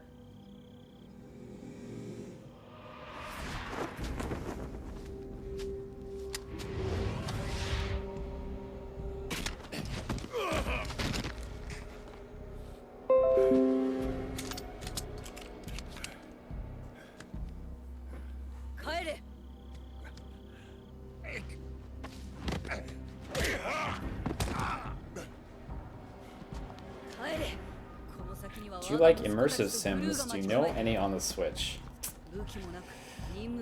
Any immersive sims on the Switch? I don't think the game Dex is out on the Switch, is it? DEX? It's a 2D side-scrolling, well, immersive sim, basically. I don't think that's out on the Switch yet. Otherwise, no, I don't think I know of any immersive sims on the Switch. But I would say I do like them. Loved Prey recently. I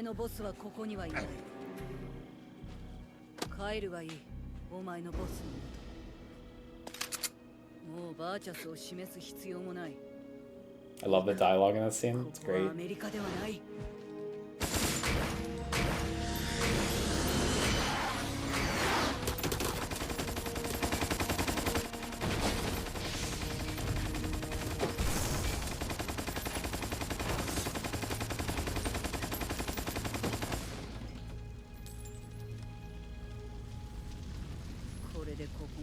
There's no need to be virtuous anymore. It's so good. Like,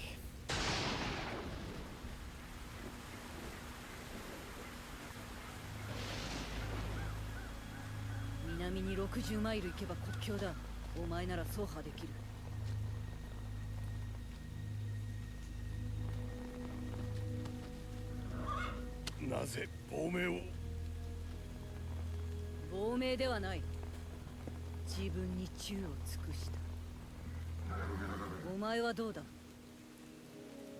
国に忠を尽くすか、それとも私に忠を尽くすか。 Yeah, no worries, dude. But Dex is pretty neat, yeah, if you got a platform that can run it. Since someone just confirmed it is indeed not on the Switch. So this plays every time you use the serum card. Oh, no, it's a little different from how it worked in the first Acid. So if I remember right, there are still those brief cutscenes for like the summon cards, basically, for lack of a better term. This is just the Solid Eye gallery. This is just a gallery for you to watch scenes with the Solid Eye. So.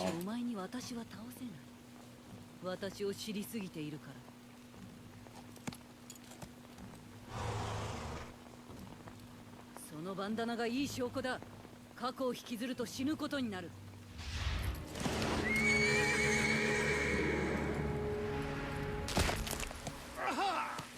次に会うことがあれば殺す。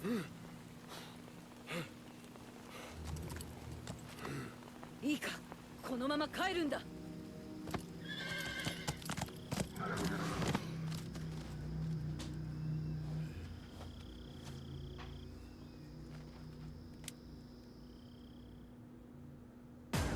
Cool. Then all these ones with dashes over them. I don't remember what these are. It's another gravure scene. Oh, that was the same box I played earlier.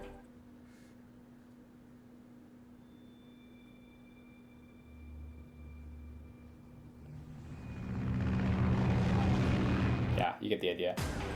I don't know what the dashes are, because there's a dash, then the number, then the name of the card. Oh, do I not have the ones without that? No, I don't know. I don't know what the dashes are. I have no fucking clue. Dive.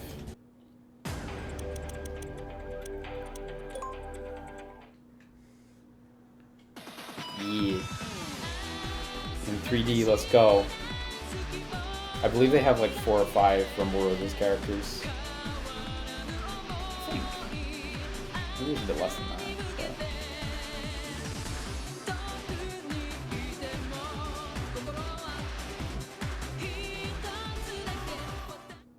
Perfect. Is she Rumble Roses? Or is she a real person? She's a real person. No, they don't have that many, I guess. The MGS4 one is fucking sick, though. This is still, like, to me, the standout one. PlayStation 3 logo. That's great. So this was a trailer they put out for MGS4, right? Like, real early. I think this was maybe even the first MGS4 trailer. And it's like a first-person shooter at the beginning. That's kind of the deal. And it's a cool enough trailer, but getting to see it in 3D is really, really cool, actually. This was, of course, they never put this out anywhere in 3D, so if you have a Solid Eye, quickly jam your iPhone into it.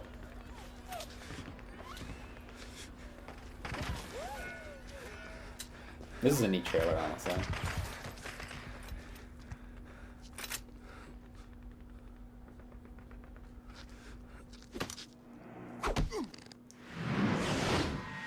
Get trashed.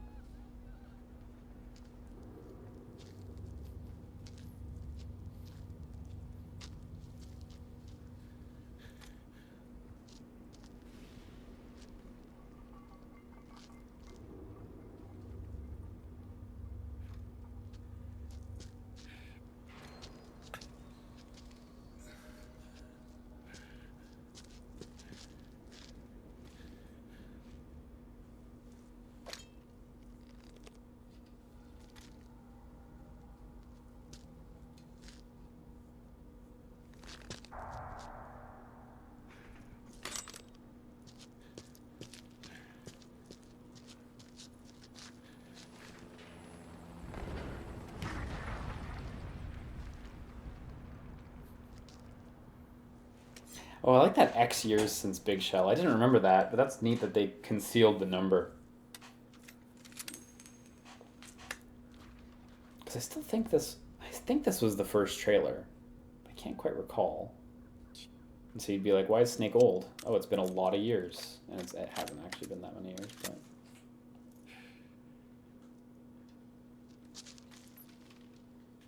Snake, 聞こえるか?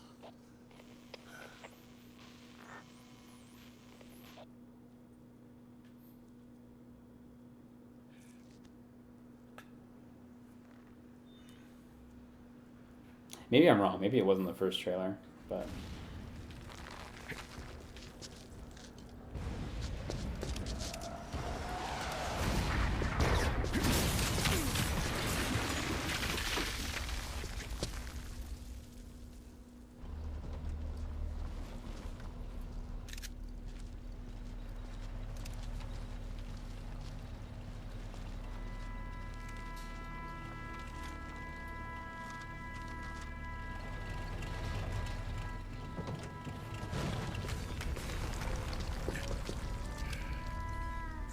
Man, this is a long video.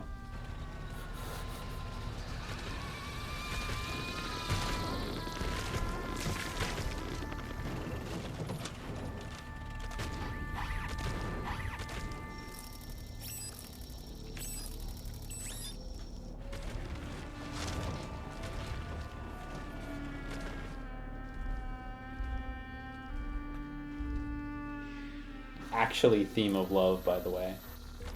I joke about theme of love, but actual theme of love.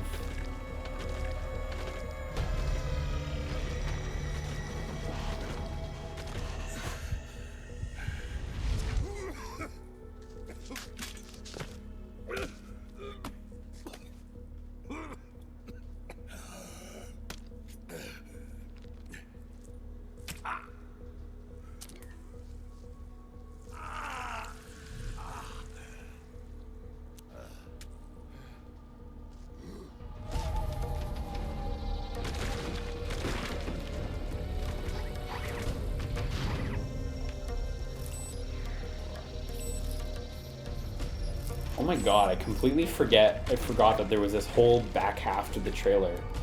Like, I kind of just remembered the FPS bit at the beginning with all the text that's like, this is not FPS, this is MGS, and Snake knocks out the dude, and then it was over. But clearly that's completely wrong.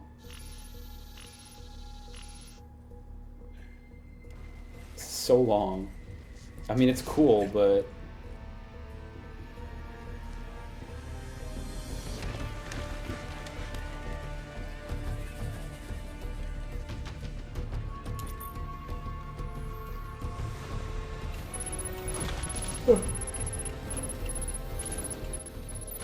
Is there a difference between the two? Oh yeah, they're from slightly offset camera angles.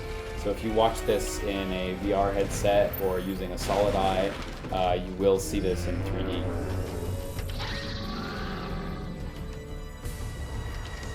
Which I am now sticking out to the end, because I don't believe this exists on YouTube at all. Otherwise. The FPS trailer non-3D though is good.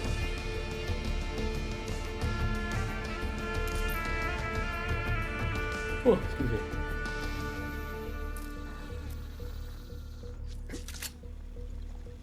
Yeah, really just 3D, it's not VR, like it's really just 3D. You can't move your head or anything like that, but you could use a VR headset to do it, so.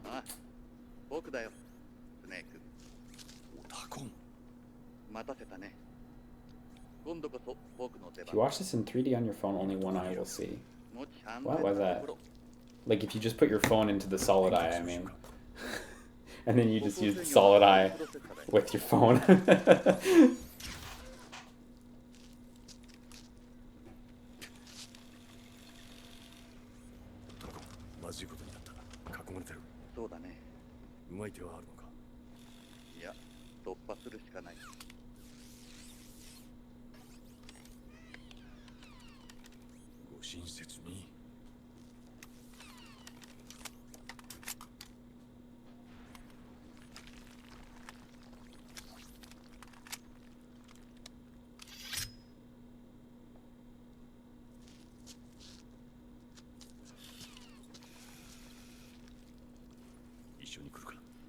もちろんずっと追跡してるよ。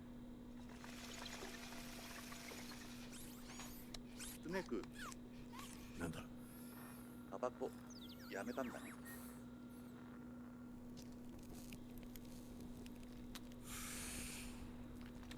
いや、火種を探していたところだ。まさにそこは火種。I always like that Otacon like programmed that in.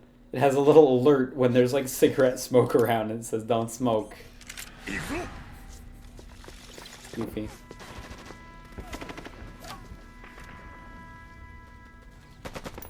もはや隠れるところはない。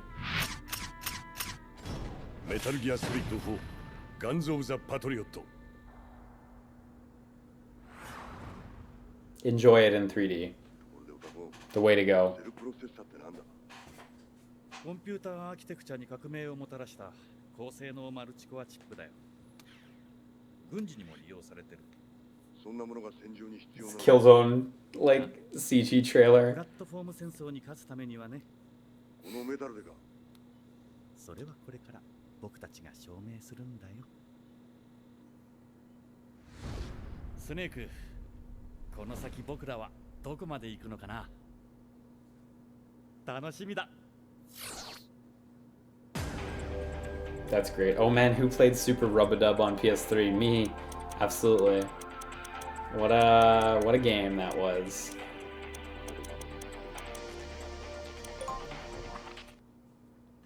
This is the Leone card from the first Metal Gear Acid. Yeah, that's the good shit in 3D.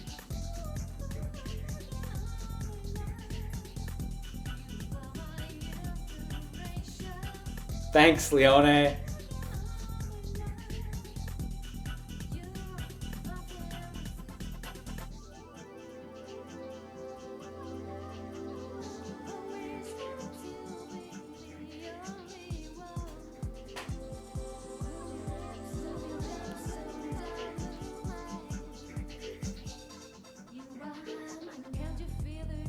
Boy, this just keeps going. She's given up. She's already conceded. There we go. Oh, it just means you've watched it. So many videos I haven't watched. What's Funamushi? Yeah, we're not gonna, okay. I don't remember if there were any other, like, particularly interesting ones. Like, I think it was kind of just MGS3, that MGS4 trailer, a bunch of gravure, and the Rumble Roses.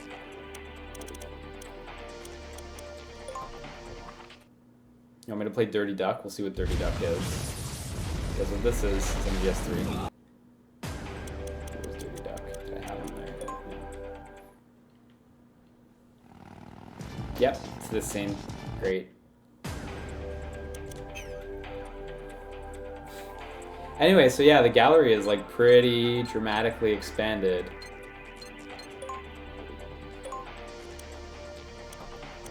Four Patriots, oh my god. Oh my god, this deck looks disgusting. 2 action plus pluses, cost -6. Big boss, a devil's point snake only, yeah. The declare victory ability, I forgot about that. There's no way to just watch the video.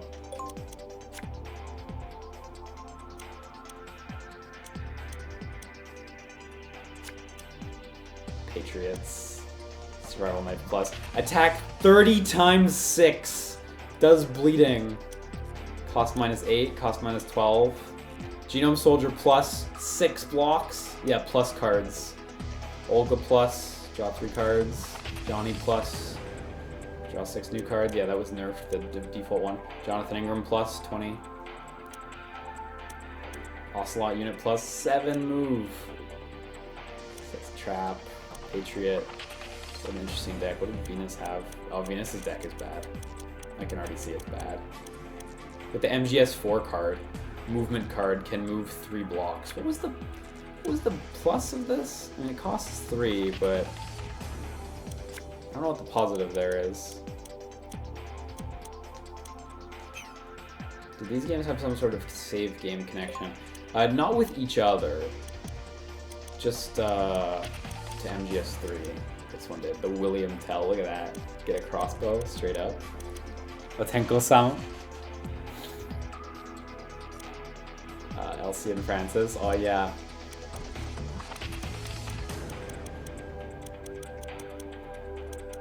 Rex plus 350 attack to 5x5 area, destroys 2 random cards. Oh, could you import an acid save? Shit, okay, cool, then we'll definitely import our save at some point. All allies in mission, attack plus 30. Points halved. It's fine.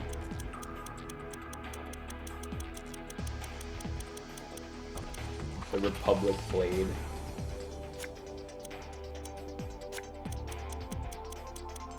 You can definitely tell this is built straight off the back of the first game, though. So much like shared art. Attack 200 to 5x5 area. Fuck. Equipment straight to level 3 with Old Snake. The Possessed Arm powered by GameSpy. I forgot about the fucking GameSpy card. This was in Japan. It was of course the normal like Famitsu, Dengeki, etc. Right? So for North America, instead of just removing those, they actually changed them to like North American outlets. So Jack gets Game Informer Online. Banana Skin gets IGN.com. Emma's Parrot gets 1UP.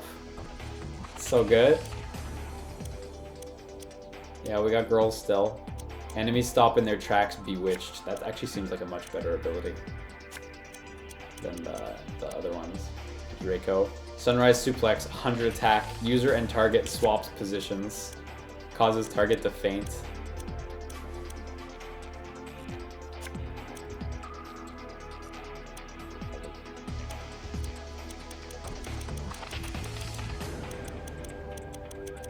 Yeah, I definitely do not have a full gallery of cards.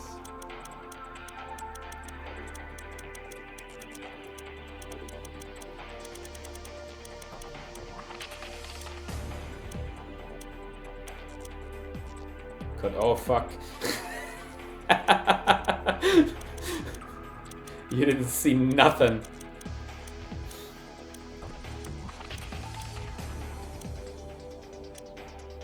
Leone, Pansy Shot, add damage taken to next attack. Teleco Friedman. The M1 Abrams. I love it. Funamushi, it's a bug. Destroys all recovery cards in target's hand, attaches to weapon. Oh, cool. So you shoot a bullet with a bug on it. The Sea Harrier. XM8. That's like one of, if not like the best, like gun card in the first Acid. I believe you get it by a cheat code, actually.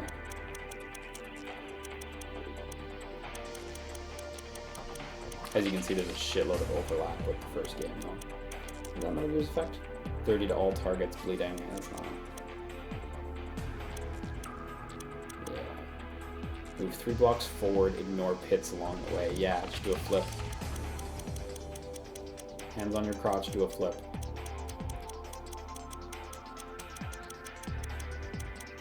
Solar bank's still there.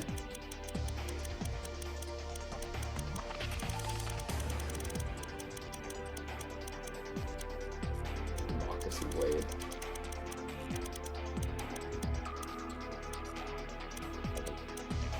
M1891. Yeah, sniper rifle. Okay, yeah. What does CHRN mean? CHRN is Chronicle. So the title, like Kojima titles other than, actually not Kojima, just titles other than MGS 1, 2, and 3. I think MGS 4 cards also were in the Chronicle category. So.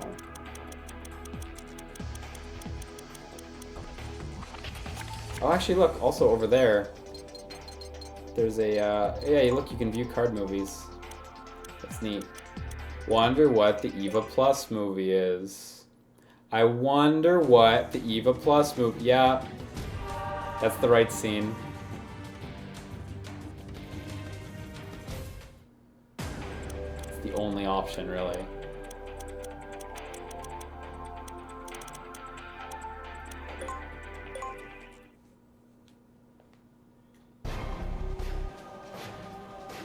Yeah, that too.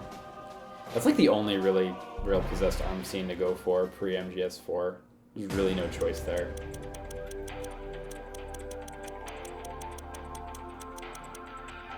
Declare victory. What a kick-ass ability. I remember the video for this one, actually. Yokoso Zanzibarando.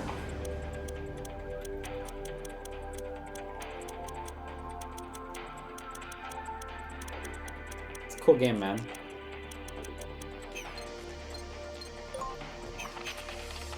Anyway, we're not playing MGS or Metal Gear Acid 2, so I should probably like quit.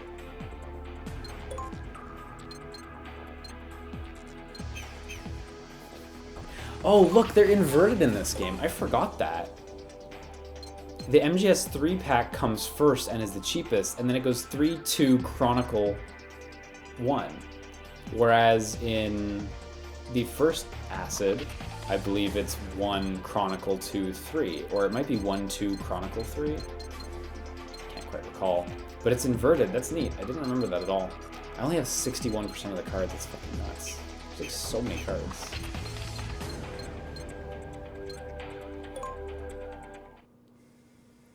Anyone online? Are you guys online? Yeah, this actually won't work. My PSP is actually not connected to the internet because the internet security I have, or not the internet, the security protocol for my, God, I don't know the technical terms. I shouldn't try using the terms that I think are right when I might just be fucking it up. My router doesn't like connecting to the PSP. The PSP's like, I don't support this type of security. And I'm like, okay, I guess so. So if ever I need to connect my PSP to the internet, which I don't, I have to go to like a nearby cafe or some shit, so. Cool. Well, that's me for today, I think. Thank you guys for tuning in today and tuning into this little Acid 2 preview. We probably shouldn't have done that. We probably spoiled the whole thing now, and nobody would ever want to see that. I can't believe my completion time was like 7 hours. Like, what the fuck's up with that? Even How Long to Beat clocked it like quite a bit higher, so. I don't know what the deal is with that, honestly. If I could actually beat it in 8 hours, that'd be amazing. That would really help for purposes of streaming, so. Just pop into Streamlabs here. Streamlabs. Oh no, my internet browser's running out of memory. Don't like that. Shoutouts today to Commando Joe, unpronounceable name, VZLA Nemesis, PK Something, Robotic Ray, Tulu T, Captain Dandelion, Pharos of Light, Rianar, Vita, Erect Dandelion, and Arcane 8 for their subscriptions. Some of those were from a few days past when I wasn't streaming, just FYI.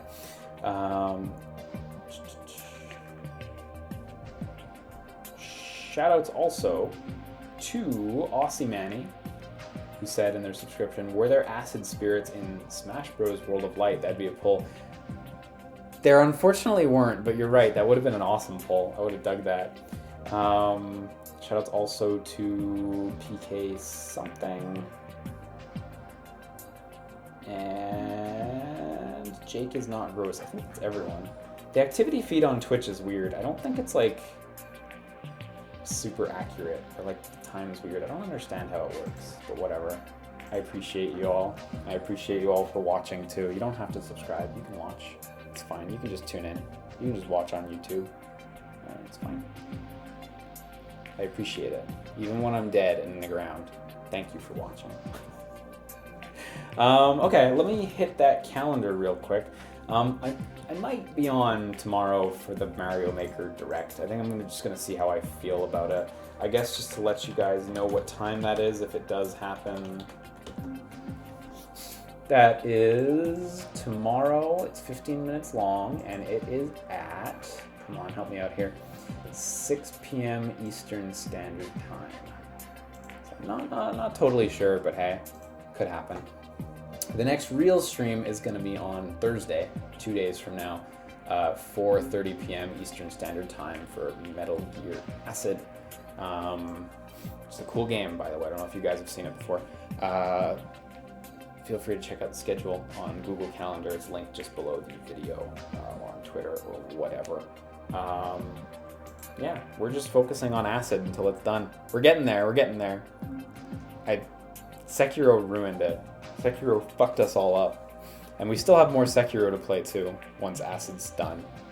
Once Acid's done, we'll go back to Sekiro and we'll go hard on Sekiro again. And eventually we'll play Left Alive. And I have to finish Left Alive before Bloodstained comes out. That's the goal. Do we? Yeah, we do. I gotta do New Game Plus and Sekiro so I can get the other endings. I'm gonna do some save scumming so that I can get them all in like one go. But yeah, we gotta get those other endings. So you know it. We already did. I'm not gonna say Sekiro spoilers, by the way. We already did what I think is the hardest one or the most demanding one in terms of things you have to do. So it'll be pretty straightforward, I think. Yeah. Anyway, I'm off, guys. Thank you guys for tuning in. Take care of yourselves. Sleep tight. Have a good one. Bye-bye.